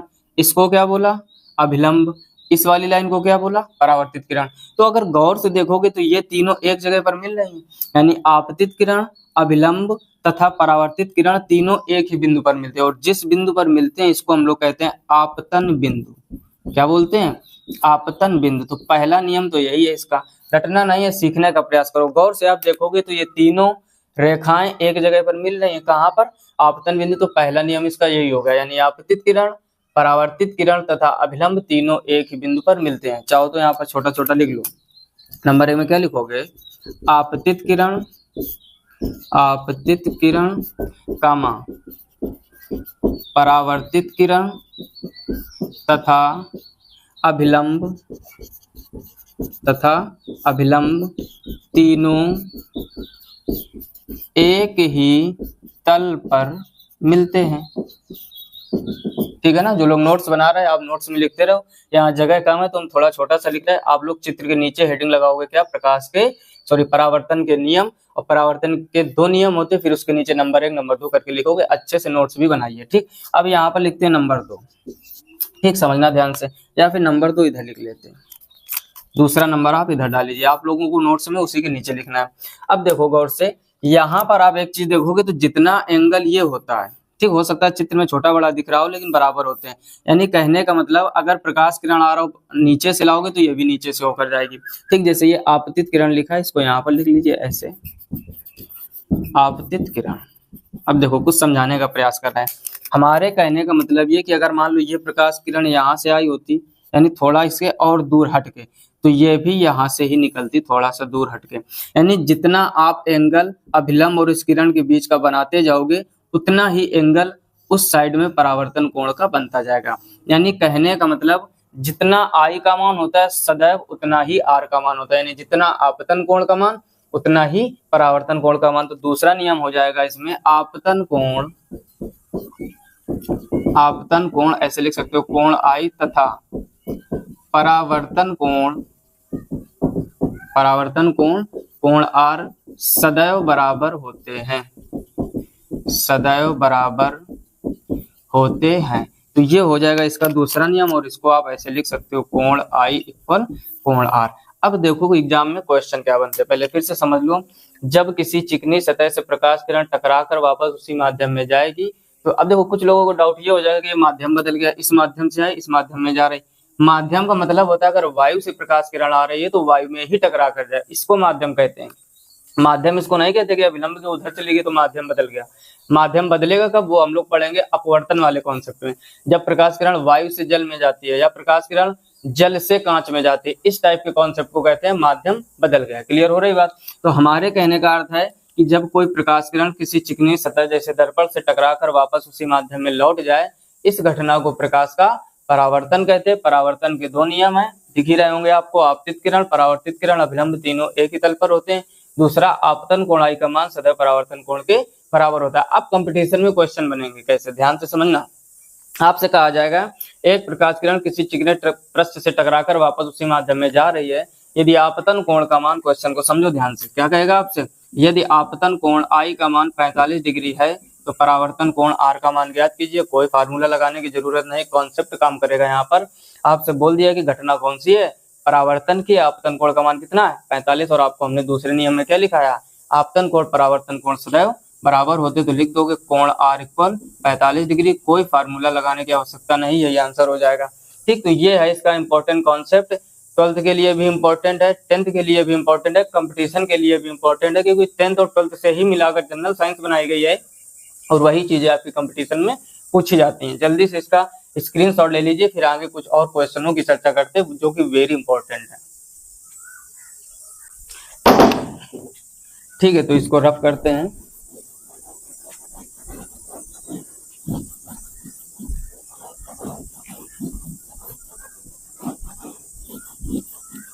अब देखो डेफिनेशन नहीं रख करेंगे, थोड़ा समझने का प्रयास करना। अब जैसे एक बार एक क्वेश्चन आया था रेलवे के एग्जाम में, उसमें क्वेश्चन था एक प्रकाश किरण अभिलंबवत आपतित होती है तो इस दशा में परावर्तन कोण का मान ज्ञात कीजिए। क्वेश्चन लिख लो, इंपॉर्टेंट क्वेश्चन है। एक प्रकाश किरण अभिलंबवत, ध्यान से समझो, अभिलंबवत आपतित होती है तो परावर्तन कोण का मान क्या होगा, और 4 ऑप्शन आपको दिए गए थे। Number 1 0 degree, number 2 45 degree, number 3 90 degree और नंबर 4 180 डिग्री। इस टाइप से क्वेश्चन आपके कंपटीशन के एग्जाम में बनते हैं इस टॉपिक से, परावर्तन से। क्या लिखा है, एक प्रकाश किरण अभिलंबवत, बस आपको इस पर ध्यान देना है, अभिलंबवत आपतित होती है तो परावर्तन कोण का मान क्या होगा। अब देखो ध्यान से समझो, इसका हम लोग बनाते हैं चित्र, और चित्र से ही क्लियर हो जाएगा। पहले आप इसको एक ये दर्पण मान लीजिए, ठीक, यहाँ पर हमने क्या मान लिया, दर्पण, और इसको M1 M2 लिख दिया। अब बाकी आप अंडरस्टैंडिंग रखो, ये पॉलिश किया गया तल है, ऊपर वाला पृष्ठ परावर्तक पृष्ठ है। अब देखो उसने बोला अभिलंबवत, तो अभिलंबवत का मतलब होता है एकदम सीधी, तो अभिलंबवत प्रकाश किरण ऐसे आएगी, तो अब ये सीधी आएगी तो सीधी ही टकराकर वापस चली जाएगी। जैसे फिर से समझो, अगर सीधी प्रकाश किरण आ रही है यानी अभिलंब के ऊपर ही है, अभी हमने एक चित्र बनाया था ऐसा कुछ, ध्यान से समझने का प्रयास करो, एकदम कॉन्सेप्ट आपका क्लियर हो जाएगा। M1 और M2 इसको हमने अभिलंब माना था अभी इसके पहले चित्र में। अब ध्यान से समझो, अगर ये अभिलंब है और ये प्रकाश किरण आपतित किरण ऐसे आती थी तो ये ऐसे टकरा कर जाती थी, तब हम लोग कहते थे ये I का मान है और ये R का मान, यानी अभिलंब के साथ आपतित किरण जो कोण बनाती है उसको आपतन कोण, अभिलंब के साथ परावर्तित किरण जो कोण बनाती है उसको कहते हैं परावर्तन कोण। ये दोनों आपस में बराबर होते हैं। अब इस कॉन्सेप्ट में बोला उसने अभिलंब आपतित होती है, अभिलंबवत आपतित होती है, यानी ध्यान से समझो, जब ये अभिलंब के साथ आ रही है, कहने का मतलब इसके साथ आ रही, तो इस स्थिति में I का मान तो उसने क्या दिया है, 0, और परावर्तन के दूसरे नियम से जितना I का मान होगा उतना ही R परावर्तन कोण का मान होगा। यानी जब कोई प्रकाश किरण अभिलंबवत आती है, इस स्थिति में आपतन कोण I का मान क्या होता है, 0 होता है, और परावर्तन के दूसरे नियम से कॉन्सेप्ट से आप क्या निकालोगे कि यदि आपतन कोण I का मान 0 है तो परावर्तन कोण R का मान भी 0 ही होगा। आई होप आप पूरा कॉन्सेप्ट समझ पा रहे होंगे। तो आपका आंसर कौन सा सही हो जाएगा, ऑप्शन नंबर पहला सही हो जाएगा, यही होगा आपका आंसर। तो इस टाइप से क्वेश्चन आपके एग्जाम में बनते हैं। आई होप आप पूरा कॉन्सेप्ट परावर्तन का अच्छे से समझ गए होंगे। यदि कॉन्सेप्ट अच्छा लगा हो वीडियो को लाइक अवश्य कर दीजिए और एक कमेंट कर दीजिए। लाइक और कमेंट से ही आपके हम मोटिवेट होते हैं और अच्छा से अच्छा कंटेंट लाने का प्रयास करते हैं, ठीक। और आज हम लोग सीखेंगे क्रांतिक कोण के बारे में स्पेशल थोड़ा, ठीक। कहने का मतलब जो हमने इसके पहले लेक्चर में सीखा था, पहले उसका थोड़ा सा क्विक रिवीजन कर लेते हैं ताकि चीजें बात की आसानी से समझ में आ जाए। तो जैसे कि आपकी हेडिंग पड़ी हुई है प्रकाश का अपवर्तन, तो प्रकाश का अपवर्तन क्या होता है, हमने क्या बताया था, जब कोई प्रकाश किरण एक माध्यम से दूसरे माध्यम में जाती है तो वह अपने मार्ग से विचलित हो जाती है। इस विचलित होने की घटना को प्रकाश का अपवर्तन कहते हैं। फिर ध्यान से समझो, यहाँ पर हेडिंग लिखते हैं प्रकाश का अपवर्तन, ठीक। क्या होता है प्रकाश का अपवर्तन, जब कोई प्रकाश किरण एक माध्यम से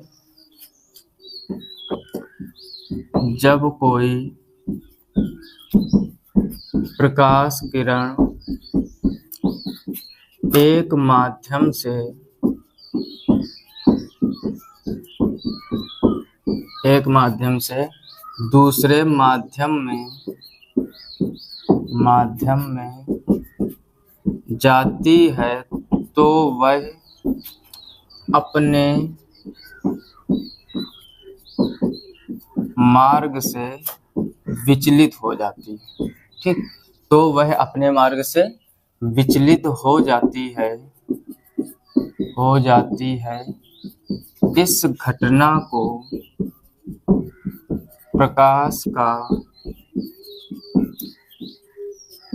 अपवर्तन कहते हैं, ठीक। इसके पहले लेक्चर में हम लोगों ने ढंग से पढ़ा था, थोड़ा सा एक क्विक रिवीजन चल रहा है।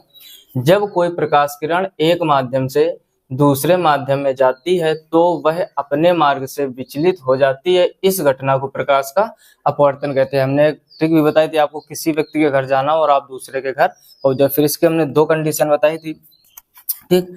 अपवर्तन 2 तरह से होता है। क्या लिखोगे यहाँ पर, हेडिंग बना लो, अपवर्तन 2 तरह से होता है।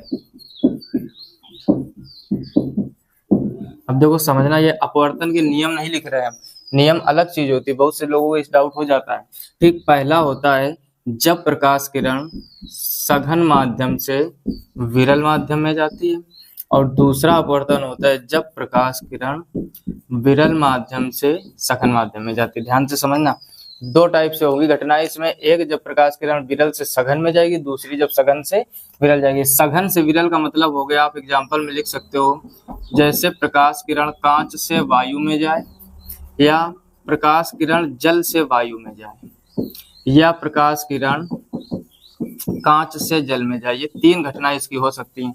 ध्यान से समझना, प्रकाश किरण सघन से विरल में जा रहा है, यानी कांच से वायु। अब कांच और वायु की तुलना करोगे तो कांच होगी सघन और वायु होगा विरल। अब जल और वायु की जब तुलना करोगे तो जल होगा सघन, वायु होगी विरल। और कांच और जल की जब तुलना करोगे तो कांच हो जाएगा सघन और जल हो जाएगी विरल। अब समझना क्या है, आपको ये डाउट नहीं होना चाहिए कि यहाँ पर आपने जो जल लिया है वो सघन लिया और यहाँ पर जल हो गया विरल, क्योंकि ये जो सारी चीजें लिखी हैं ये आपकी लिखी हुई है सघन की, और उधर वाली जो लिखी है ये सब हो गई विरल। ठीक, अब ये डाउट नहीं होना चाहिए कि एक जल यहाँ पर सघन का काम कर रहा है, यहाँ पर विरल का। एक ही वस्तु 2 रूप में कैसे आ सकती? तो अब ये ध्यान से समझना, हम लोग ये देखते हैं कि किन किन वस्तुओं के बीच में तुलना की जा रही है, किन किन चीजों के बीच में तुलना हो रही है। तो जब जल और वायु की तुलना करोगे तो उस स्थिति में जल होगा सघन और वायु होगी विरल, और जब कांच और जल की तुलना करोगे उस स्थिति में कांच सघन होगा और जल विरल। तो ये हो गई आपकी पहली घटना, यानी जब सघन से विरल में जाते हैं।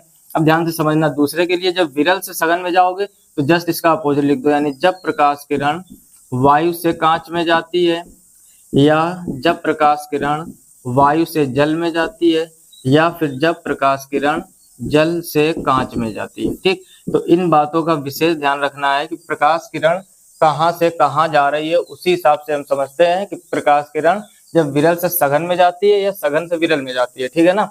अब ध्यान से समझो, वायु से कांच में जाओगे तो वायु हो गया विरल, कांच हो गया सघन। जब वायु से जल में जाओगे तो वायु विरल हो गया और जल सघन हो गया। जब जल से कांच में जाओगे उस स्थिति में जल आपका विरल होगा और कांच सघन। तो ये सारी चीजें हो जाएंगी आपकी विरल की, और ये इधर हो जाएंगी सघन की। ठीक, तो ये तो हो गए इसका एग्जाम्पल। अब किस हिसाब से घटनाएं थी वो भी समझ लो। पहला नियम यहाँ पर डालते हैं। पहला नियम क्या है? सघन से विरल। ठीक है ना। तो इसके लिए पहले चित्र बनाइए। सघन से विरल के लिए हमने क्या बताया था, इस टाइप से एक चित्र बनेगा। इसको हम लोग कहते हैं अभिलंब। क्या कहते हैं? अभिलंब।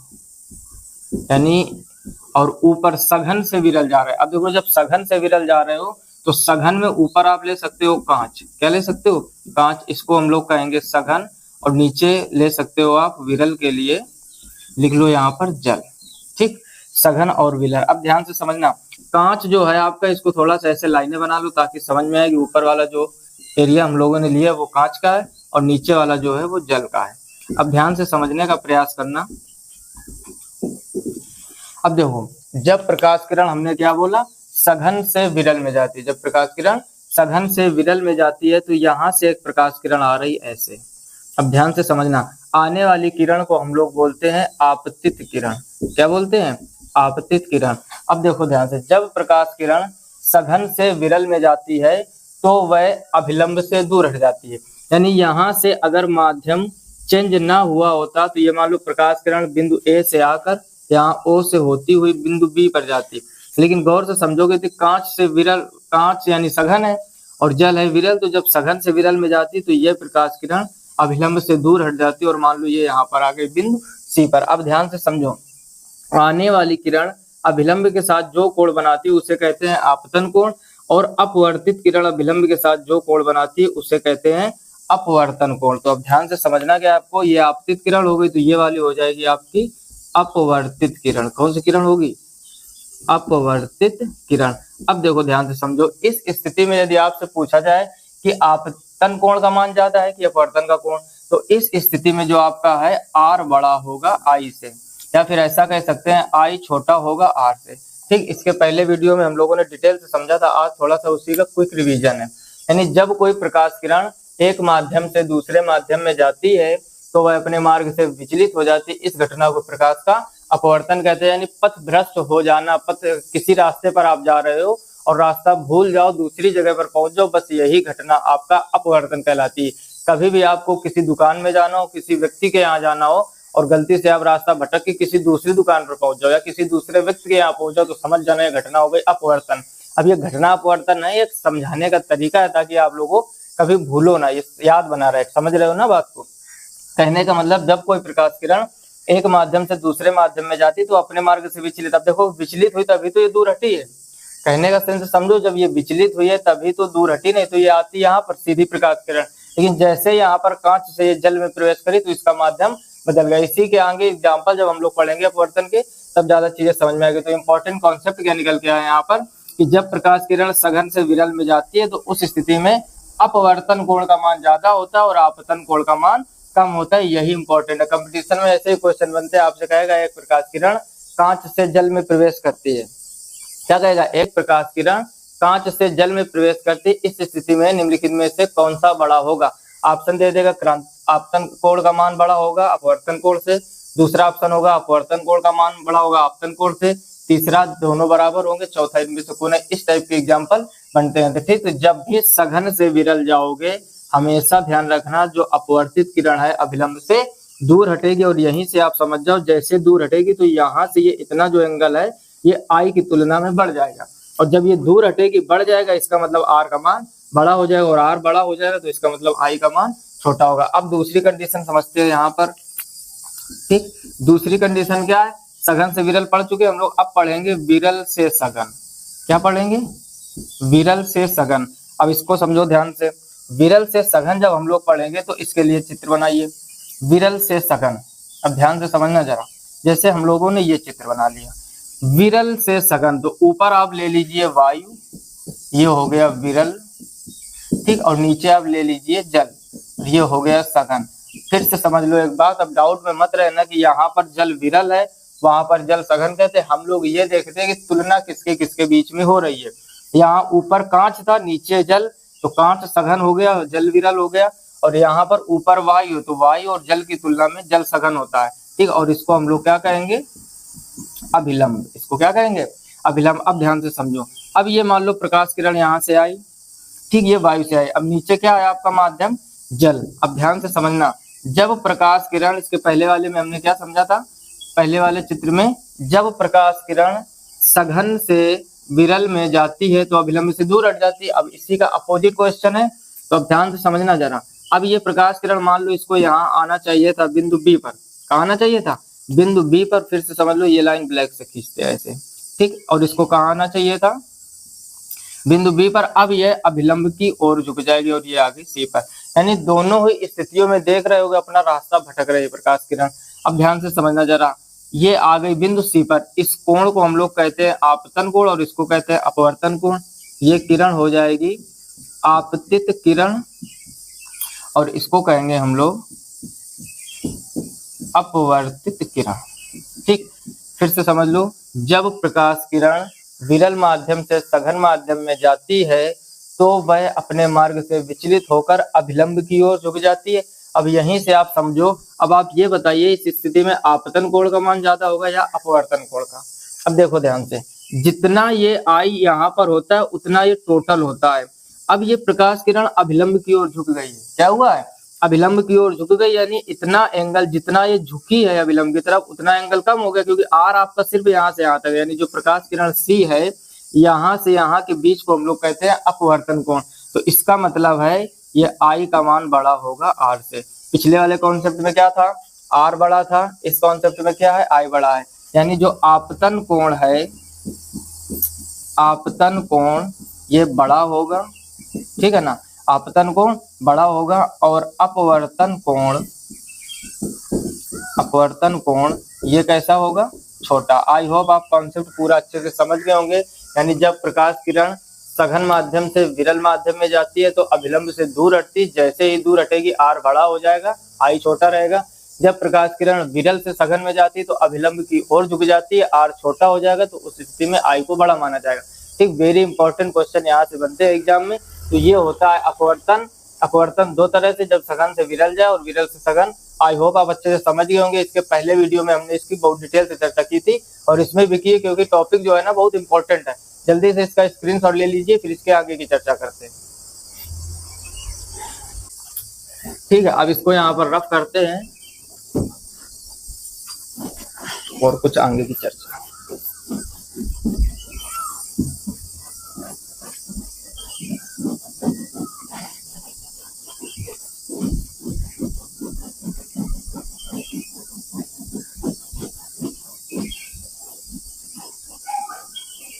अब देखो समझो ध्यान से, अब हम लोग यहाँ पर सीखेंगे इसके बाद प्रकाश के अपवर्तन के नियम। प्रकाश के अपवर्तन के नियम। ठीक, वो थी घटनाएं किस प्रकार से होती हैं जो हम लोगों ने दो सीखी। अब प्रकाश के अपवर्तन के नियम भी दो होते हैं।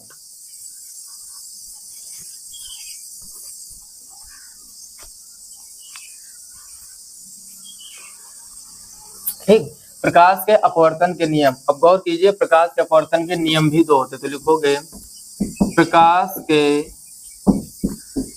अपवर्तन के दो नियम होते हैं, दो नियम होते हैं। ठीक, समझिए कौन कौन से।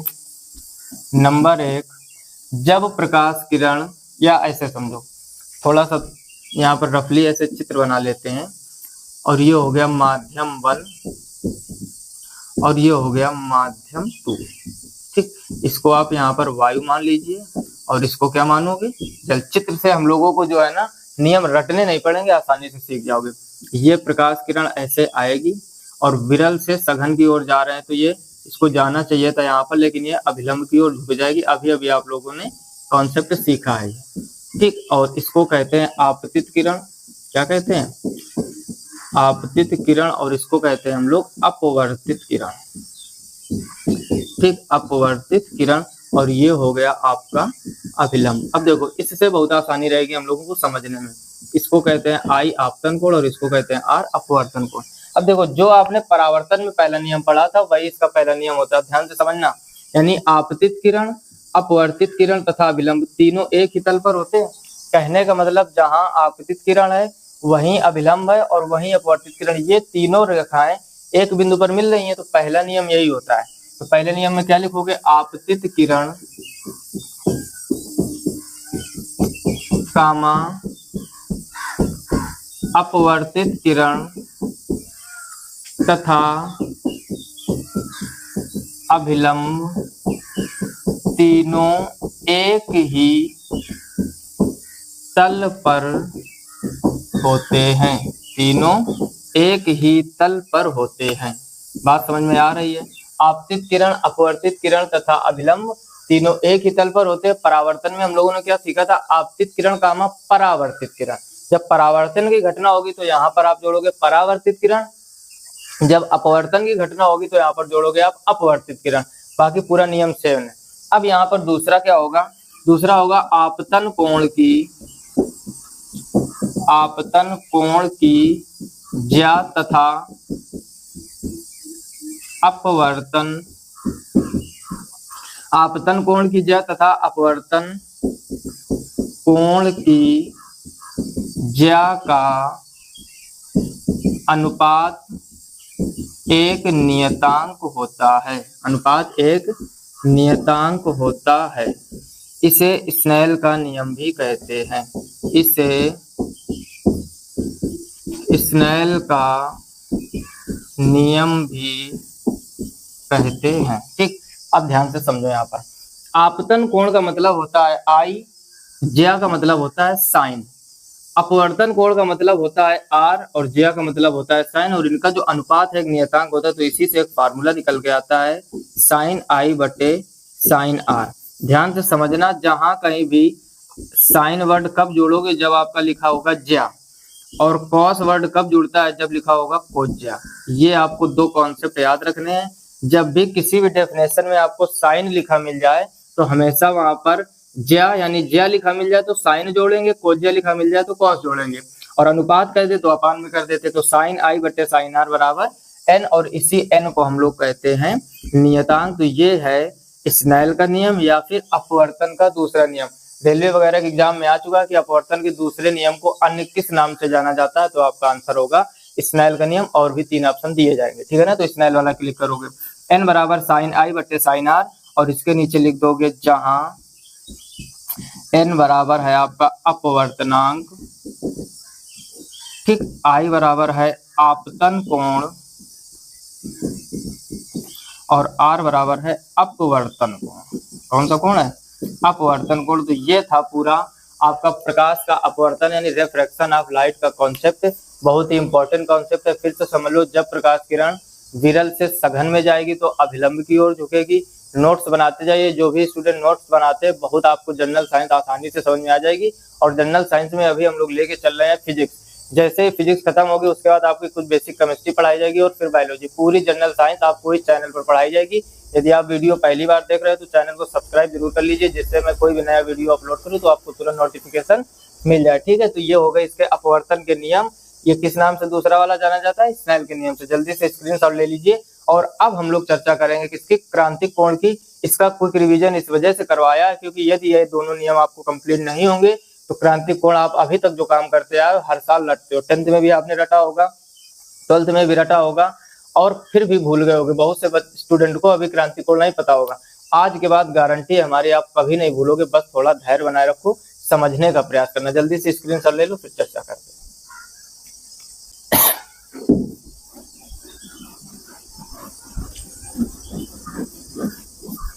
ठीक है, तो इसको रख कर लिया और अब हेडिंग डाल लीजिए अगली, जो लोग नोट्स बना रहे हैं, क्रांतिक कोण। ठीक, वेरी इंपॉर्टेंट कॉन्सेप्ट। पहले हम लोग लिखेंगे इसकी डेफिनेशन। हेडिंग क्या डालोगे यहाँ पर? क्रांतिक कोण। ठीक, इंग्लिश में बोलते हैं क्रिटिकल एंगल। अब ध्यान से समझो, इसकी डेफिनेशन क्या होती है? सघन माध्यम में बना, ध्यान से समझना, सघन माध्यम में बना वह आपतन कोण, वह आपतन कोण जिसके लिए विरल माध्यम में अपवर्तन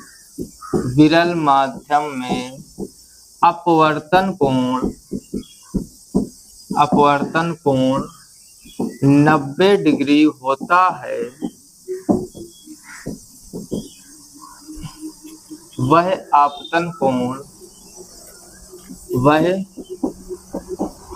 आपतन कोण क्रांतिक कोण कहलाता है।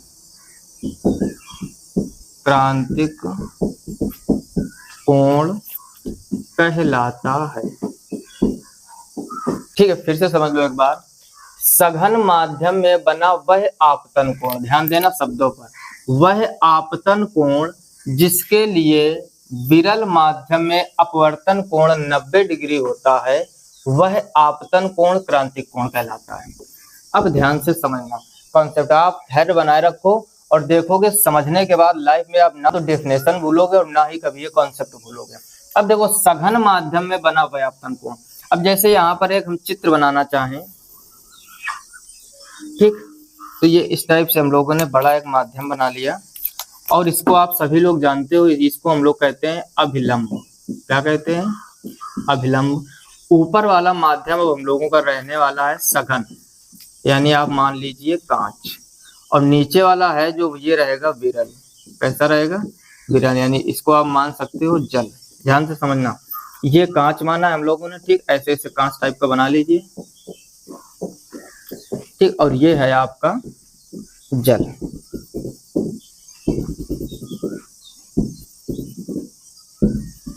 ठीक, अब ध्यान से समझना, हमने क्या बताया था कि जब सघन माध्यम से प्रकाश किरण विरल माध्यम में जाती है तो वह अभिलंब से, अब देखो आना चाहिए था इसको यहाँ पर सी पर, तो यह अभिलंब से दूर हट जाएगी। मान लो यहाँ पर आ गई। इस कोण को हम लोग कहते हैं आपतन कोण और इस कोण को कहते हैं आर अपवर्तन कोण। क्या कहते हैं? अब किसी किसी को ये लग रहा होगा कि फिर से वही पढ़ा रहे हैं, ठीक है ना, तो ध्यान से समझना जरा, इसी में ही आपका क्रांतिक कोण निकलता है। अब ध्यान से समझो, वेरी इंपॉर्टेंट कॉन्सेप्ट है। हमने क्या बताया? जब प्रकाश किरण सघन माध्यम से विरल माध्यम में जाती है तो अपने मार्ग से विचलित होकर अभिलंब से दूर हट जाती है। ठीक, अगर आपसे कोई पूछे कि यह घटना कौन सी है तो यह हो गई अपवर्तन की घटना। कौन सी घटना है? अपवर्तन की घटना। अब ध्यान से समझो, जैसे ये प्रकाश किरण यहां से आई तो यहां से दूर हट गई। अब हम आपसे थोड़ा सा प्रैक्टिकल करवाते। इस प्रकाश किरण को अगर हम थोड़ा और नीचे कर दें, ध्यान से समझना, बस ये आज आपको समझ में आ गया तो समझ लो क्रांतिक कोण की टेंशन खत्म। अब ये प्रकाश किरण यदि आपने थोड़ा सा नीचे की है तो ये जो अपवर्तित किरण है ये थोड़ा और आगे बढ़ जाएगी। मान लो अब ये बिंदु बी ये हो गया। ध्यान से समझने का प्रयास करो। जैसे ही प्रकाश किरण को आप नीचे करोगे ये प्रकाश किरण थोड़ा ऊपर उठ जाएगी। अब अगर हम यहाँ से थोड़ा और नीचे कर दें, ठीक, तो ये प्रकाश किरण यहाँ आ जाएगी मान लो। अब ध्यान दो जरा, ये होता है आपका आपतन कोण। क्या होता है? आपतन कोण। अब आपतन कोण आप बढ़ा रहे हो थोड़ा थोड़ा, पहली स्थिति में इतना बढ़ाया फिर इतना बढ़ाया। अब मान लो लास्ट में आपने प्रकाश किरण यहाँ से निकाली और यह प्रकाश किरण सीधे इसी माध्यम के बराबर आ गई, यानी जहां से माध्यम आपका बदल रहा है। अब ध्यान से समझो, जैसे जैसे हम लोग प्रकाश किरण इधर नीचे बढ़ाते हैं वैसे वैसे प्रकाश किरण हमारी ये ऊपर बढ़ती है। अब देखो, अगर हम आपसे कहें इस लाइन और इस लाइन के बीच में एंगल कितना बन रहा है, तो आपका जवाब आएगा 90 डिग्री। अब ध्यान दो, अगर इस प्रकार को इस प्रकाश की किरण को थोड़ा और नीचे कर दे तो ये ऊपर निकल जाएगी और ये घटना हो जाएगी TIR, टोटल इंटरनल रिफ्लेक्शन, जिसको हम लोग हिंदी में कहते हैं पूर्ण आंतरिक परावर्तन। इसकी चर्चा हम लोग नेक्स्ट वीडियो में करेंगे, नहीं तो फिर ये वीडियो बहुत बड़ा हो जाएगा। अब ध्यान से समझो, यानी आपतन कोण का मान धीरे धीरे बढ़ाते हैं और जैसे ही आपका अपवर्तन कोण 90 डिग्री, यानी आपतन कोण है ये धीरे धीरे बढ़ाया जाता है। यहाँ पर ऐसे समझाने के लिए लिख दिया हमने, आपतन कोण का मान धीरे धीरे बढ़ाया जाता है और जैसे ही R का मान 90 डिग्री हो जाता है तो इसी आपतन कोण को हम लोग क्रांतिक कोण कहते हैं और इसे C से डिनोट करते हैं। फिर से समझो अब इसकी डेफिनेशन, जो लोग रट्टा मारते हैं आज उनको असली में समझ में आएगा कि ये डेफिनेशन निकली कहाँ से। लिखा है सघन माध्यम में बना वह आपतन कोण, तो माध्यम आपका सघन हो गया और ये आपतन कोण हो गया। इसको हम लोग क्या कहते हैं? आई को हम लोग कहते हैं आपतन कोण। क्या कहते हैं? आपतन कोण। तो सघन माध्यम में बना वह आपतन कोण जिसके लिए विरल माध्यम में अपवर्तन कोण 90 डिग्री होता है, इस क्रांतिक कोण कहलाता है। यानी उसी आपतन कोण को क्रांतिक कोण। क्रांतिक कोण कोई नई चीज नहीं है, आपतन कोण को ही क्रांतिक कोण कहते हैं, लेकिन कब? जब R का मान 90 डिग्री हो जाए। आई होप आप कॉन्सेप्ट अच्छे से समझ रहे होंगे। फिर से समझ लीजिए, सघन माध्यम में बना वह आपतन कोण जिसके लिए विरल माध्यम में अपवर्तन कोण 90 डिग्री हो जाता है, तो उसी आपतन कोण को क्रांतिक कोण कहते हैं। यानी एक लिमिट होती है, जैसे जैसे हम प्रकाश किरण को नीचे करते हैं, जैसे जैसे हम प्रकाश किरण को नीचे बढ़ाते जाते हैं, ये प्रकाश किरण ऊपर बढ़ती जाती है और एक वो लास्ट कंडीशन जब हम लोग उस जल के बराबर आ जाए, यानी ना कांच में रहे ना जल में, एकदम बराबर सतह पर आ जाए, तो हमारे उस स्थिति में जो R है वो हो जाएगा 90 डिग्री। R कितना हो जाएगा? 90 डिग्री। और जैसे ही R 90 हो जाएगा, प्रयोग यहाँ पर रोक दीजिए। अब इसी आपतन कोण का रूप बदल जाता है और ये कहा जाएगा अब क्रांतिक कोण। अब ये आपतन कोण नहीं कहा जाएगा। जैसे अपने देश में एक नदी है ब्रह्मपुत्र, ब्रह्मपुत्र नदी अपने देश में कही जाती है, लेकिन चीन में उसको सांपों के नाम से जाना जाता है।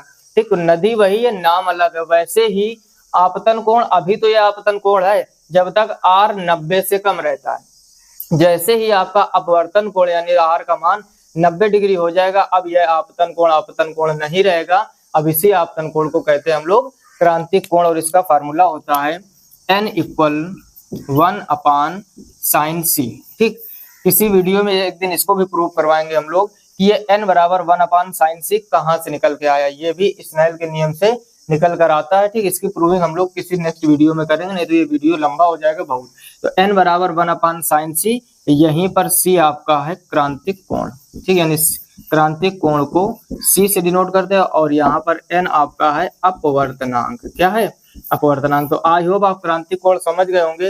वीडियो थोड़ा सा बड़ा हो गया क्योंकि पिछले लेक्चर को भी इसमें हमने लोगों ने फिर से कवर किया, क्विक रिवीजन किया। ठीक, तो क्रांतिक कोण आप समझ गए होंगे। फिर से समझो, सघन माध्यम में बना वह आपतन कोण, सघन माध्यम आपतन कोण जिसके लिए विरल माध्यम में अपवर्तन कोण 90 डिग्री हो जाता है, क्रांतिक कोण कहलाता है, या उसी आपतन कोण को क्रांतिक कोण कहते हैं। प्रयोग कैसे हुआ?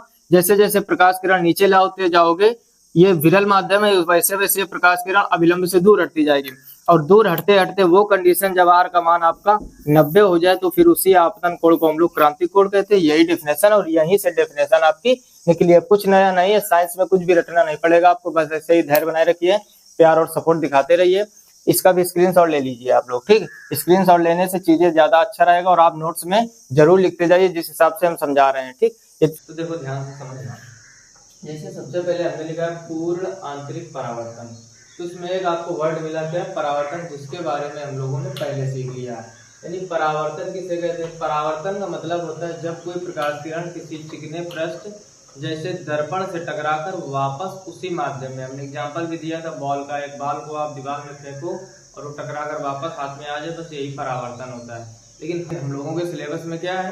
प्रकाश का परावर्तन, यानी जब कोई प्रकाश किरण कहीं से टकराकर वापस आएगी तो इस घटना को कहते हैं प्रकाश का परावर्तन। लेकिन इसमें लिखा है पूर्ण आंतरिक परावर्तन, यानी कहने का मतलब कुछ गुण इसमें परावर्तन के होंगे, तो ध्यान से समझना। देखो क्या होता है पूर्ण आंतरिक परावर्तन। तो पहले आप हेडिंग डाल लीजिए पूर्ण आंतरिक परावर्तन। अब देखो अपवर्तन क्या होता है? जब कोई प्रकाश किरण एक माध्यम से दूसरे माध्यम में जाती है तो वह अभिलंब से दूर हट जाती है या अभिलंब की ओर झुक जाती है, उसी का नाम। यानी अगर हम यहाँ पर रफली बनाना चाहें, ध्यान से समझो, जैसे ऊपर हम लोगों ने ले लिया वायु और नीचे क्या ले लिया जल। जिन लोगों ने इसके पहले के लेक्चर देखे हैं उनको आसानी से ये चीजें समझ में आएंगी। ऊपर हम लोगों ने लिया है वायु और नीचे लिया है जल। अब हम आपसे कहे एक प्रकाश किरण ऐसे आ रही, तो अब ये बताओ आप कि यह अभिलंब की ओर झुकेगी या अभिलंब से दूर हटेगी? तो आपका जवाब बिल्कुल सही है, क्या? अभिलंब की ओर झुक जाएगी। वैसे तो इसको यहाँ आना चाहिए था, लेकिन ये अब अभिलंब की ओर झुक जाएगी। ऐसे इसको आर कहते हैं, इसको आई। कहने का मतलब जब कोई प्रकाश किरण विरल माध्यम से, ये माध्यम कैसा है? विरल, और ये कैसा है? सघन। यानी जब कोई प्रकाश किरण विरल माध्यम से सघन माध्यम में आती है तो अभिलंब की ओर झुक जाती है। और इस स्थिति में हम लोगों ने पढ़ा था कि आई का मान आर के मान से बड़ा होता है, क्योंकि आर जो है वो छोटा हो जाता है। फिर इसी की एक दूसरी कंडीशन हम लोगों ने क्या सीखी थी? अगर ऊपर हम लोग मान लें सघन और नीचे मान लें विरल, यानी ऊपर यदि हम मान लें एग्जाम्पल पर कांच को और नीचे मान लें जल को, ठीक है, ऊपर कांच नीचे जल, यानी ये हो गया सघन से विरल। अब अगर कोई प्रकाश किरण आ रही है तो वैसे अगर माध्यम ना बदलता है इसको यहाँ पर आना चाहिए था, लेकिन सघन से विरल में यह अभिलंब से दूर हट जाती है और ये होता है आई और ये होता है आर। इस स्थिति में आर का मान आई के मान से बड़ा होता है। इसके पहले के लेक्चरों में हम लोगों ने बहुत अच्छे से कंप्लीट किया। अब देखो समझना क्या है आपको। अब यहाँ पर जो पूर्ण आंतरिक परावर्तन है वो आपका यहाँ से क्लियर होगा, यानी जब कोई प्रकाश किरण सघन से विरल में जाती है यहाँ से, यहीं से निकलता है आपका क्रांतिक कोण। क्रांतिक कोण में हमने क्या बताया था? जैसे जैसे प्रकाश किरण आप नीचे करते रहोगे वैसे वैसे यह अभिलंब से दूर हटती रहेगी, और एक वो स्थिति जब कोई प्रकाश किरण इसके बराबर आ जाती है, यानी कहने का मतलब ये आर का मान कितना हो जाता है? 90 डिग्री। और जैसे ही अपवर्तन कोण 90 डिग्री होता है उसी को हम लोग आपतन कोण को ही क्रांतिक कोण कहते हैं। इसके पहले लेक्चर में हमने बहुत डिटेल से बताया था और आपको अच्छे से समझ में भी आ गया होगा। ठीक, अब हम लोग सीखते क्या है? पूर्ण आंतरिक परावर्तन। तो इसको हमने ऐसे रफली बता दिया ताकि आपको समझ में आ जाए। अब देखो समझना क्या है, आज जो पूर्ण आंतरिक परावर्तन की घटना प्रूव होगी वो इस कंडीशन से, यानी जब कोई प्रकाश किरण सघन से विरल में जाएगी। ठीक, तो पहले इसकी डेफिनेशन लिखते हैं और फिर हम चित्र बना के समझाएंगे। ठीक, तो कॉपी पे निकाल लीजिए। जिन लोगों ने नहीं निकाला नोट्स बनाने के लिए, तो आपको करना क्या है? सबसे पहले इसकी यहाँ डेफिनेशन लिखते हैं। अब देखो डेफिनेशन इसकी क्या होती है? जब कोई प्रकाश किरण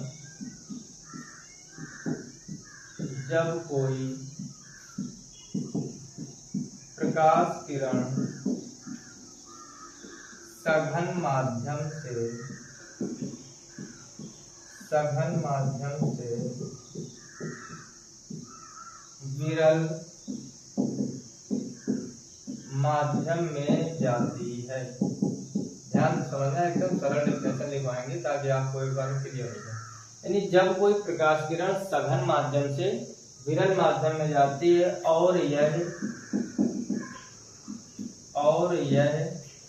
क्रांतिक कोण से, अब देखो हर एक वर्ड को इसमें यूज किया जा रहा है, यानी अपवर्तन की भी घटना यूज हो रही, क्रांतिक कोण भी शब्द आया। इसी वजह से इसके पहले लेक्चर में हम लोगों ने अपवर्तन और क्रांतिक कोण सीखा था। और यह क्रांतिक कोण से अधिक कोण पर आपतित होती है,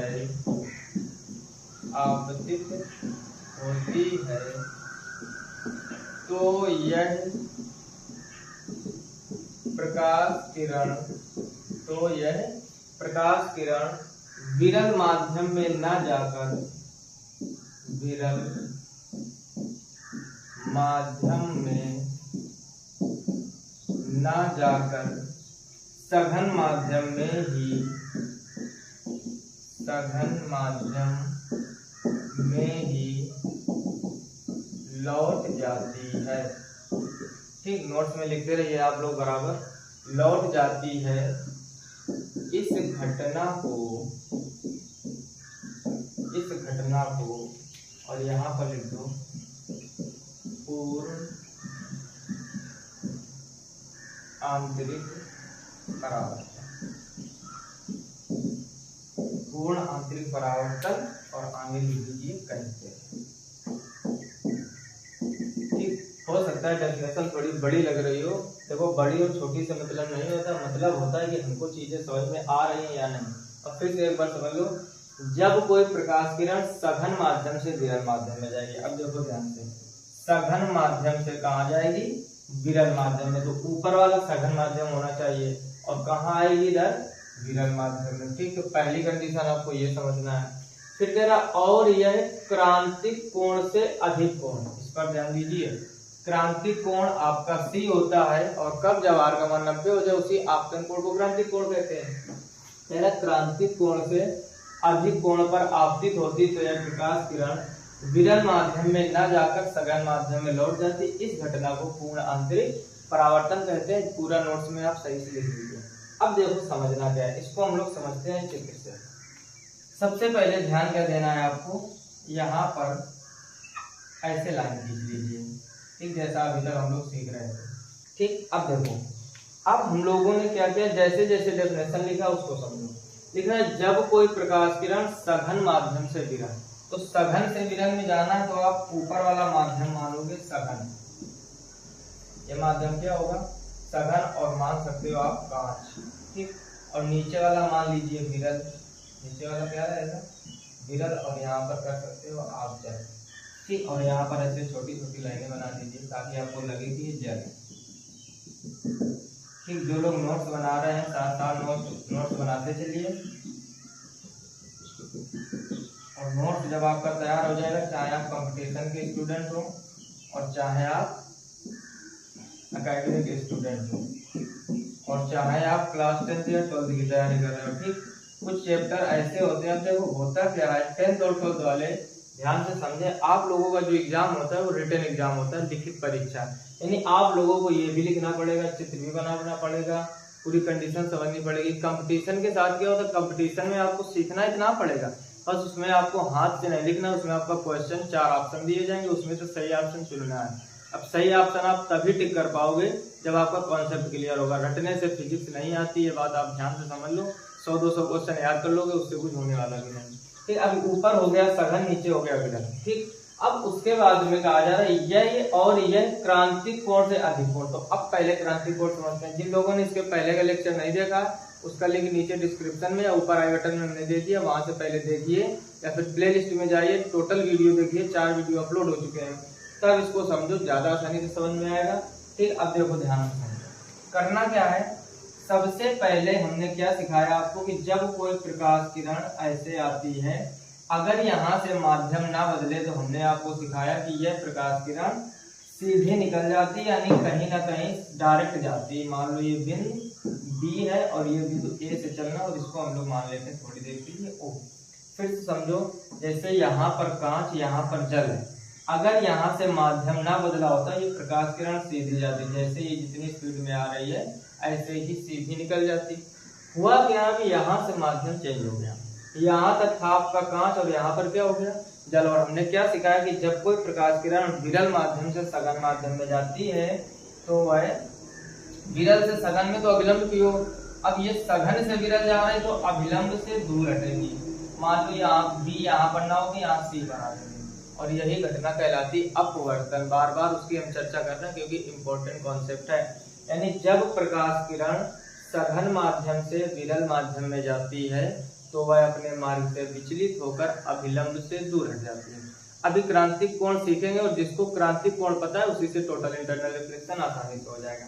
अब हमने आपसे कहा इसको कहा जाता है आपतन कोण, और इस ये जो रेड वाली लाइन बनाई हमने यहाँ से लेकर अभिलंब तक बीच के होता है आर, और आर को कहते हैं अपवर्तन कोण। आप लोग एरो लगा के लिख लीजिए, हम बार बार लिखेंगे तो फिर जगह कम पड़ जाती है। ठीक, इसको क्या कहते हैं आपतन कोण, और इसको क्या कहते हैं अपवर्तन कोण। कोई डाउट यहाँ तक?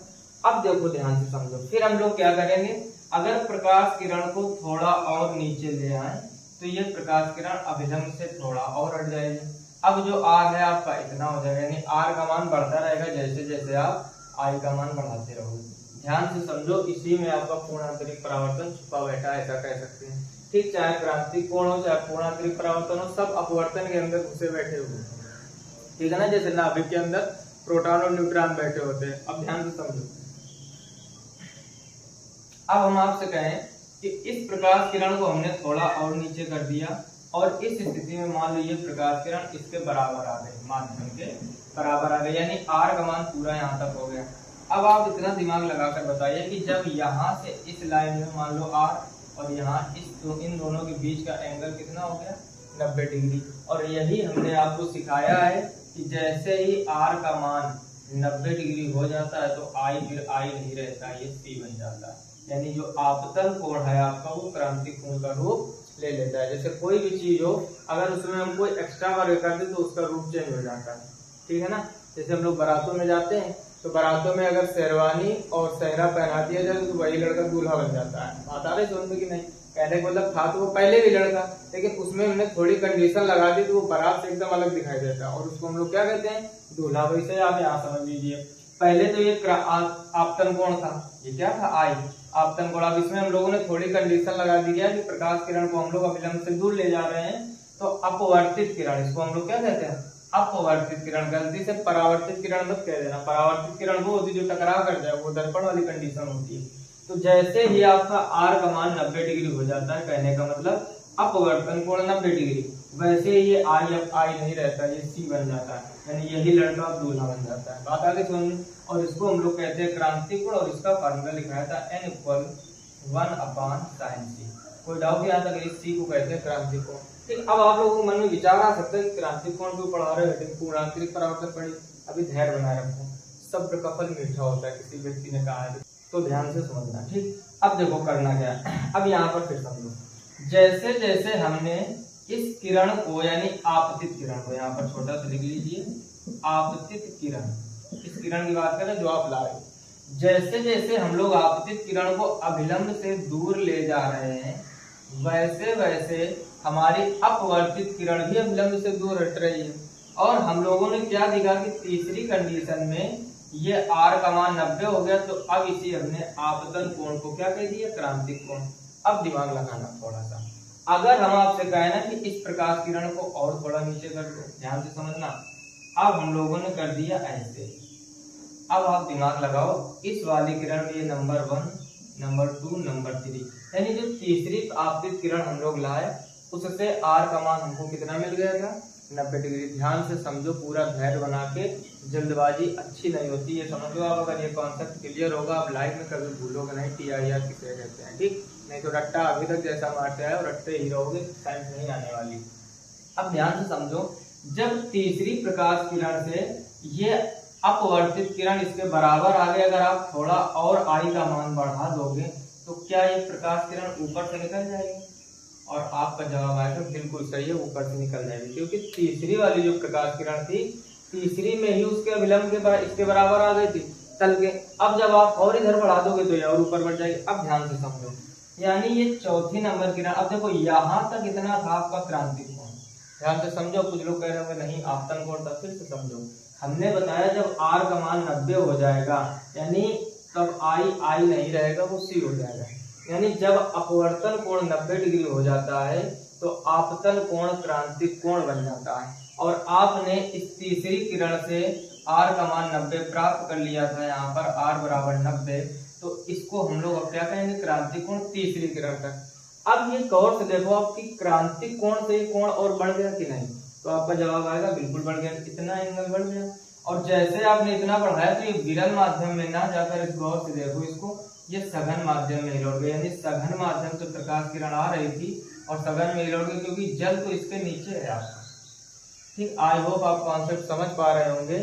जब क्रांतिक कोण से अधिक कोण पर आपकी आपतित किरण आएगी तो प्रकाश किरण विरल माध्यम में ना जाकर सघन माध्यम में ही लौट जाएगी।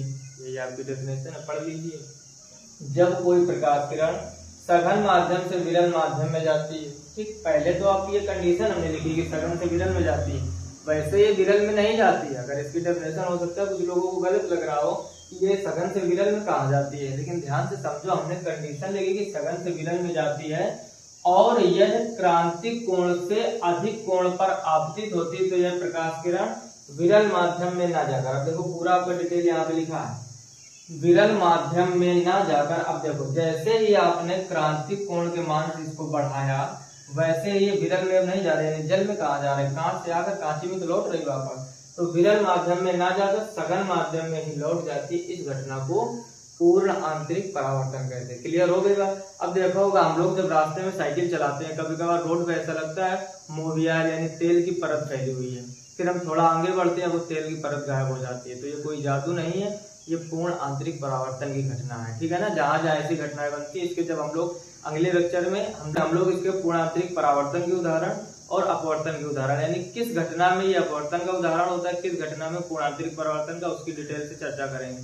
और वही आपके एग्जाम में आते हैं। आपके एग्जाम में डेफिनेशन लिखने को नहीं आएगी, 10th और 12th की बात अलग होती है। आपके एग्जाम में कंडीशनल क्वेश्चन आएगा कि प्रकाश किरण क्या कहाँ से कहाँ होनी चाहिए, कैसे घटना बनती है, क्या इसके उदाहरण होते हैं, इस टाइप के क्वेश्चन। ठीक, तो इतना समझ में आ गया। यानी जब क्रांतिक कोण से अधिक कोण पर, कुछ लोग डेफिनेशन ऐसे लिखवाते हैं कि जब कोई प्रकाश किरण क्रांतिक कोण से अधिक कोण पर आपतित होती है, लिख लीजिए नोट्स में, जो लोग नोट्स बना रहे हैं ध्यान से लिख लीजिए। जब कोई प्रकाश किरण क्रांतिक कोण से अधिक कोण पर आपतित होती है तो यह प्रकाश किरण विरल माध्यम में न जाकर सघन माध्यम में ही लौट जाती है। वही तो लिखा है हमने, जब कोई प्रकाश किरण क्रांतिक कोण से अधिक कोण, इतना अधिक कर दिया आपने, क्रांतिक कोण से अधिक कोण पर आपतित होती है तो वह प्रकाश किरण विरल माध्यम में न जाकर सघन माध्यम में ही लौट जाती है। इस घटना को पूर्ण आंतरिक परावर्तन कहते हैं। ठीक, फिर इसके आता है इंपॉर्टेंट शर्तें, यानी PIR शॉर्टकट में लिख लिया हमने और यहाँ पर आगे लिख दिया की शर्तें। ठीक, तो शर्तों का मतलब होता है कि ऐसा काम करना है आपको जिससे ये घटना बन जाए, उसी को शर्त कहते हैं। तो TIR का मतलब हुआ टोटल इंटरनल रिफ्लेक्शन, पूर्ण आंतरिक परावर्तन। क्लियर हो रही बात। अब पूर्ण आंतरिक परावर्तन की शर्तें क्या है, ठीक, नोट्स में लिख लीजिए। पूर्ण आंतरिक परावर्तन की शर्तें होती है कि पहली शर्त प्रकाश किरण सघन माध्यम से विरल माध्यम में जानी चाहिए, यानी यहाँ पर शॉर्टकट में लिख लो, आप लोग पूरा लिख लीजिए। प्रकाश किरण सघन माध्यम से विरल माध्यम में, यानी एक माध्यम सघन एक माध्यम विरल होना चाहिए। दूसरी चीज स्टार्टिंग उसकी सघन माध्यम में होनी चाहिए, ऐसा नहीं लिख सकते कि विरल से सघन। क्लियर हो रही बात, सघन से विरल। और दूसरा इसका होता है, आप लोग पूरा क्या लिखोगे, प्रकाश किरण सघन माध्यम से विरल माध्यम में जानी चाहिए। दूसरा होता है आपतन कोण का मान क्रांतिक कोण से ज्यादा होना चाहिए, I is greater than C। ठीक, इस भाषा को आप लोग समझने का प्रयास करो, ये थोड़ी मैथमेटिशियन भाषा है, मैथमेटिकल भाषा बोल सकते हो। कि I का मतलब हो गया आपका आपतन कोण, I का मतलब क्या हो गया, आपतन कोण, और C का मतलब हो गया यहाँ पर क्रांतिक कोण। ठीक, यानी जब आपका आपतन कोण क्रांतिक कोण से ज्यादा होगा, चित्र में समझो, क्रांतिक कोण आपका इतना है तीसरी लाइन तक, ठीक, और इतना जो ये बढ़ गया ये है आपतन कोण। अब क्रांतिक कोण से आपतन कोण बड़ा है कि नहीं, बिल्कुल सही बात, यानी I का मान, या फिर कुछ लोग ऐसे कहते थे C छोटा होना चाहिए ऐसे। तो बात तो वही है भाई, जो व्यक्ति काला है उसको आप कह सकते हो कि आप गोरे नहीं हो, जैसे कोई व्यक्ति गोरा है तो उसको आप कह सकते हो काले नहीं हो। तो बात तो वही हो गई, जो व्यक्ति लंबा है उससे आप कह सकते हो कि आप छोटे नहीं हो। बात समझ में आ रही है कि नहीं। तो वैसे ही आप चाहे यहाँ पर बोलो कि आपतन कोण क्रांतिक कोण से अधिक है, या फिर बोलो आप क्रांतिक कोण आपतन कोण से कम है, दोनों का सेम है। तो आई होप आप पूरा कंडीशन समझ गए हो। जो लोग नोट्स बना रहे हैं पूरा लिख लीजिए। प्रकाश किरण, ये शर्तें हैं, इंटर में बहुत ज्यादा पूछा जाता है क्वेश्चन। जब प्रकाश किरण सघन माध्यम से या फिर प्रकाश किरण सघन माध्यम से विरल माध्यम में जानी चाहिए। दूसरा, आपतन कोण का मान क्रांतिक कोण से अधिक होना चाहिए। अगर ये दो कंडीशन है आपके पास तो 100% पूर्ण आंतरिक परावर्तन की घटना बनेगी। ठीक, इसका स्क्रीनशॉट ले लीजिए। प्रकाश के अपवर्तन के कुछ उदाहरण। तो यहाँ पर सबसे पहले आप हेडिंग डाल लीजिए। हेडिंग क्या पड़ेगी? प्रकाश के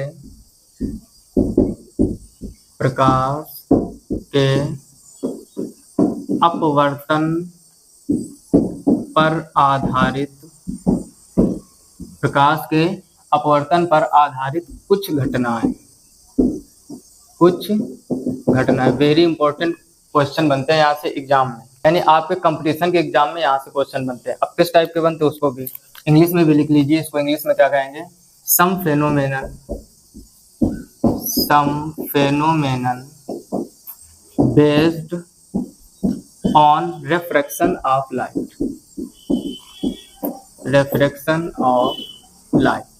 ठीक है, यानी जो इंग्लिश मीडियम वाले बच्चे हैं वो ऐसे लिख सकते हैं, some phenomenon based on refraction of light. अब देखो समझो, ये तो हो गए प्रकाश के अपवर्तन पर आधारित घटनाएं। तो इसका नंबर 1 क्या होगा? देखो वेरी इंपॉर्टेंट क्वेश्चन है, बस इसमें आप एक ट्रिक याद रखो जो हम अभी आपको बताएंगे। जो होता है वो दिखता नहीं और जो दिखता है वो होता नहीं, बस ये 2 लाइन आपको याद रखनी। फिर से समझो, हमने क्या बोला? जो होता है यानी जो रियल में हो रहा है वो दिखेगा नहीं आपको, और जो दिख रहा है वो होगा नहीं। क्लियर हो रही बात?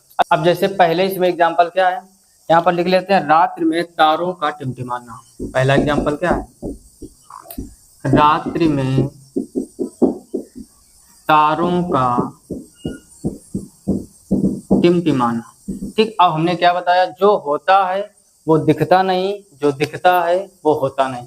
कहने का मतलब आपको प्रतीत होता है कि रात्रि में तारे टिमटिमा रहे हैं, लेकिन ऐसा बिल्कुल भी नहीं होता। ये होता क्यों है?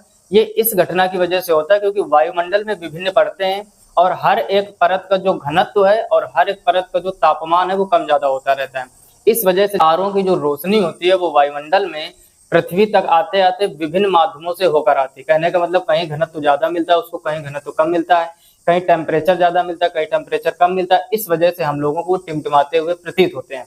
बात समझ में आ रही है? तो रात्रि में तारों का टिमटिमाना, इंग्लिश में आप लिख सकते हो इनको twinkling of stars at night. क्या लिखोगे? Twinkling of star at night.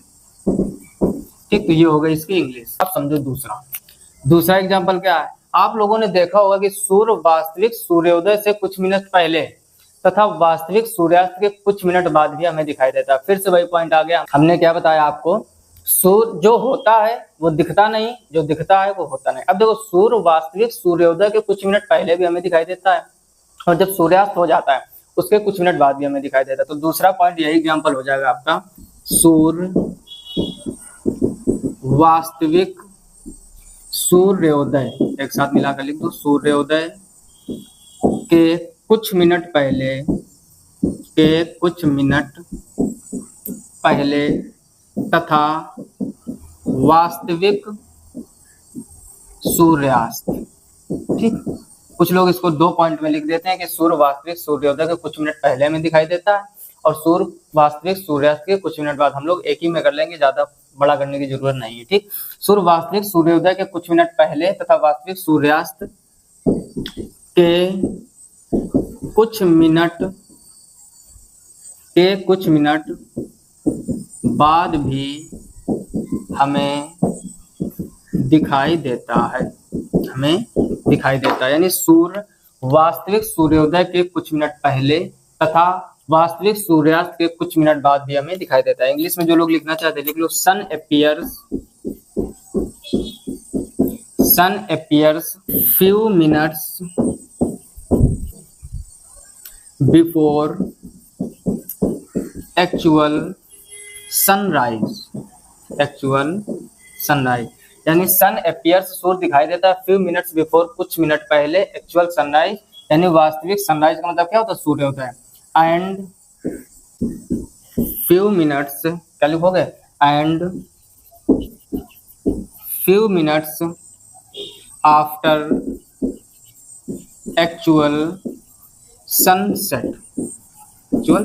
ठीक, यानी सूर्य वास्तविक सूर्योदय के कुछ मिनट पहले तथा वास्तविक सूर्यास्त के कुछ मिनट बाद भी हमें दिखाई देता है। सन appears few minutes before actual sunrise and few minutes after actual sunset। ठीक, तो दूसरा ये हो गया। हमने वही आपको ट्रिक बताई, क्या? जो होता है वो दिखता नहीं, जो दिखता है वो होता नहीं, यानी हमको ऐसा प्रतीत होता है बाद में दिखा करता है। बस ये आप ट्रिक याद रखो। अब कहीं कहीं ये रूल काम नहीं भी करेगा, लेकिन आपको याद करने के लिए बहुत ही इंपॉर्टेंट रहेगा। आप ये याद रखो, अब जैसे बाल्टी, आप स्टील की एक बाल्टी लीजिए, उसमें पानी भरिए, ठीक। पानी भरने के बाद उसमें आप एक सिक्का डालोगे तो ऐसा आपको प्रतीत होगा कि सिक्का काफी ऊपर उठा हुआ प्रतीत, यानी है वो एक्चुअल में नीचे। कहने का मतलब जो दिख रहा है कि ऊपर वो है नहीं, और जो है वो दिख नहीं रहा है, जो है वो दिख नहीं रहा है। वही आपको ट्रिक हमने बता दी, जो होता है वो दिखता नहीं। अब जैसे तालाब में आप एक लकड़ी की छड़ लगा दो, ठीक। तालाब में एक लकड़ी की छड़ लगाओगे, तालाब के बाहर आकर देखोगे तो आपको मुड़ी हुई प्रतीत होगी मुड़ी हुई, लेकिन वो मुड़ी हुई नहीं होगी, यानी जो है वो दिख नहीं रहा है, जो दिख रहा है वो है नहीं, ठीक। तो इस टाइप के इसके एग्जांपल होते हैं। तो इसका आंसर आप हमेशा करोगे क्या, रिफ्लेक्शन ऑफ लाइट, यानी प्रकाश का अपवर्तन। तीसरा एग्जांपल इसी में समझते हैं। तीसरा क्या बनेगा, पानी से भरा हुआ तालाब अपेक्षाकृत कम गहरा प्रतीत होता है। वही बाल्टी वाला कॉन्सेप्ट बताया हमने। तो अगला लिखोगे, पानी से भरा हुआ तालाब, पानी से भरा हुआ तालाब अपेक्षाकृत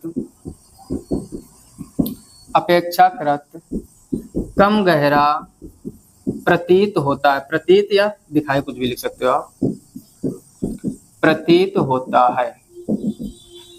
यानी लिखोगे ए पॉन्ड ऑफ वाटर, इंग्लिश में क्या लिखोगे, ए pond of water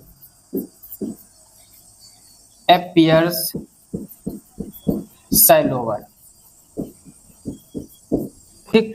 A pond of water appears shallower, shallower का मतलब कम प्रतीत होता है, यानी उभरा हुआ आप कह सकते हैं। तो इस टाइप के इसके एग्जांपल होते हैं, आप समझ रहे होंगे। यानी आपको हर बार वो ट्रिक याद रखनी। देखो अभी आप लोग अपवर्तन के एग्जांपल पढ़ रहे हो, फिर पूर्णांतरिक परावर्तन के पढ़ोगे, फिर प्रकीर्णन के पढ़ोगे। इतने एग्जांपल है, हमेशा स्टूडेंट को डाउट हो जाता है कि किसका आंसर किस में दें। हम हर एक में आपको ट्रिक बताएंगे। जैसे इसमें ट्रिक क्या है, जो होता है वो दिखता नहीं, जो दिखता है वो होता नहीं, बस ऐसे याद रखो आप, ठीक। ये इसके तीन हो गए। अब चौथा देखो, समझो इसमें चौथा क्या होगा, जल में जो अभी तालाब वाला आपको बताया था हमने, जल में डूबी हुई वस्तु का मुड़ा हुआ प्रतीत होना,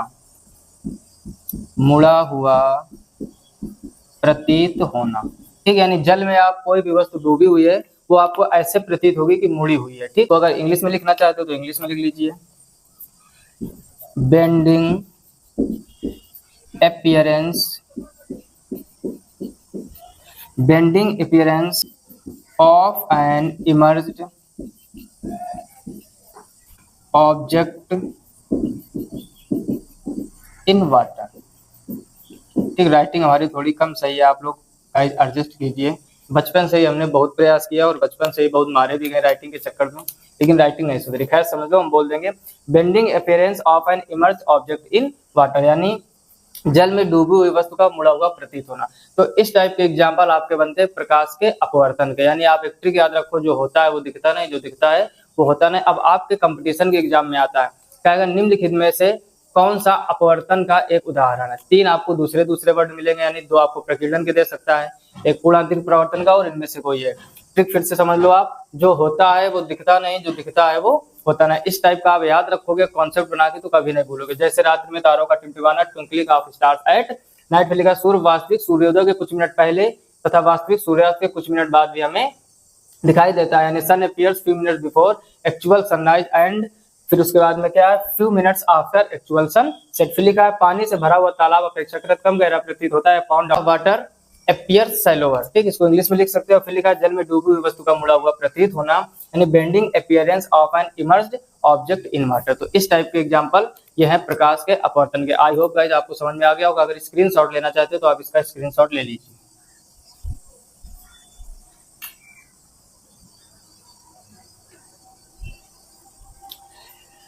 आई होप आपको ये कॉन्सेप्ट समझ में आ गया होगा। यदि आपको कॉन्सेप्ट समझ में आ गया हो तो वीडियो को लाइक अवश्य कर दीजिए। चैनल पर पहली बार आए तो चैनल को सब्सक्राइब करके नोटिफिकेशन बेल को ऑल पर सिलेक्ट कर लीजिए। यदि इसके पहले के वीडियो आपने नहीं देखे तो उसका लिंक नीचे डिस्क्रिप्शन में हमने दे दिया, या फिर आप चैनल पर प्लेलिस्ट में जाकर देख सकते हैं। मिलते हैं नेक्स्ट वीडियो में इसी तरीके के नए कॉन्सेप्ट के साथ। तब तक के लिए जय हिंद। जय हिंद friends, welcome back to your channel. स्वागत है एक बार फिर से आपके अपने यूट्यूब चैनल पर। जैसा कि आप देख रहे होंगे, आज हम लोग बात करने वाले हैं पूर्ण आंतरिक परावर्तन के कुछ उदाहरण की।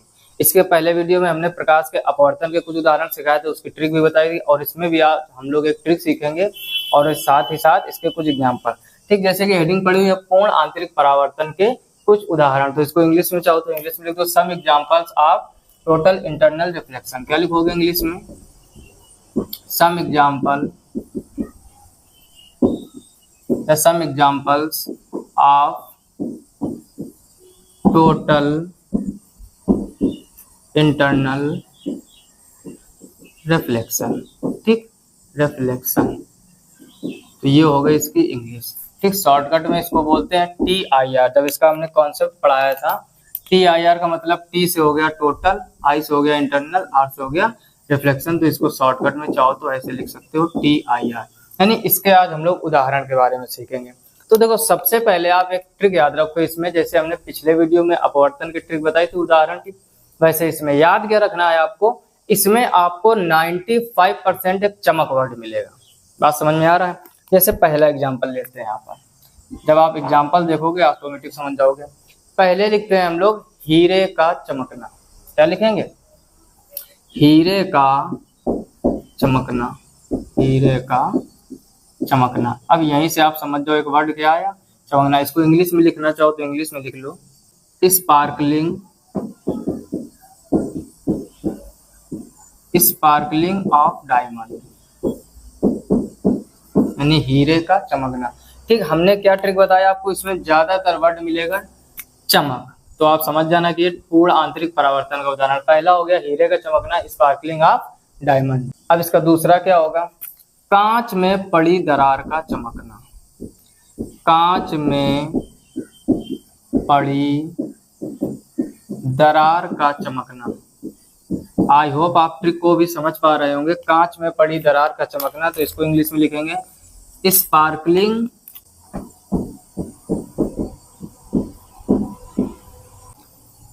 Sparkling of A crack in glass. ठीक, कांच में पड़ी दरार का चमकना। तो आप देख रहे हो कि दोनों जगह ट्रिक काम कर रहे हैं। हमने क्या बोला, 95%। जरूरी नहीं कि बिना चमक के उसका एग्जाम्पल नहीं होगा, यानी यहाँ भी चमकना वर्ड मिला आपको, यहाँ भी चमकना वर्ड मिला। ठीक, फिर तीसरा एग्जाम्पल समझते हैं। तीसरा, जल अथवा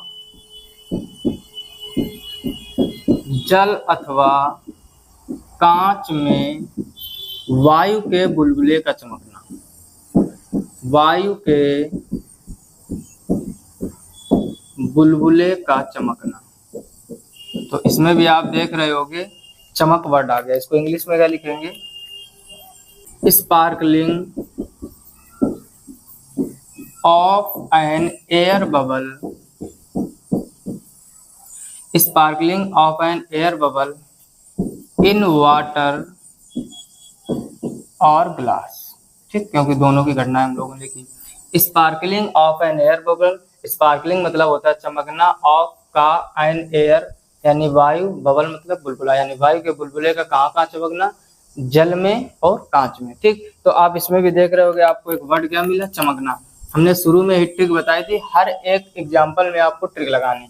कहीं भी चमक वर्ड मिल जाए आप आंख बंद कर TIR कर सकते हो, यानी कहने का मतलब टोटल इंटरनल रिफ्लेक्शन। ठीक, अब कुछ इसमें ऐसे होंगे जिसमें चमक वर्ड नहीं होगा, हमने पहले ही बताया था 95%। अब देखो, ठंडे प्रदेशों में मरीचिका का बनना, एक इसका ये होता है, ठंडे प्रदेशों में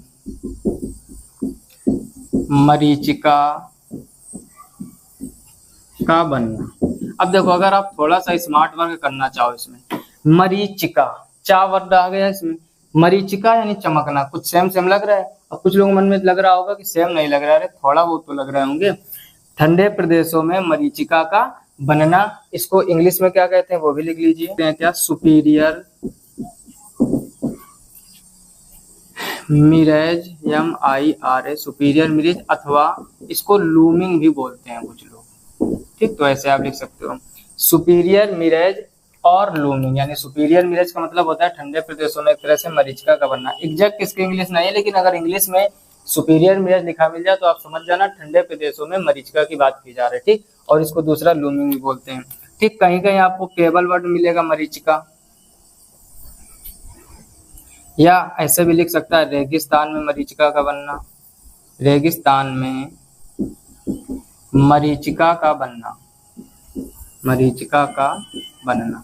ठीक, अब मन में आप लोगों के डाउट, इसको भी आप शॉर्टकट में क्या लिख लीजिए इंग्लिश में, मिराज।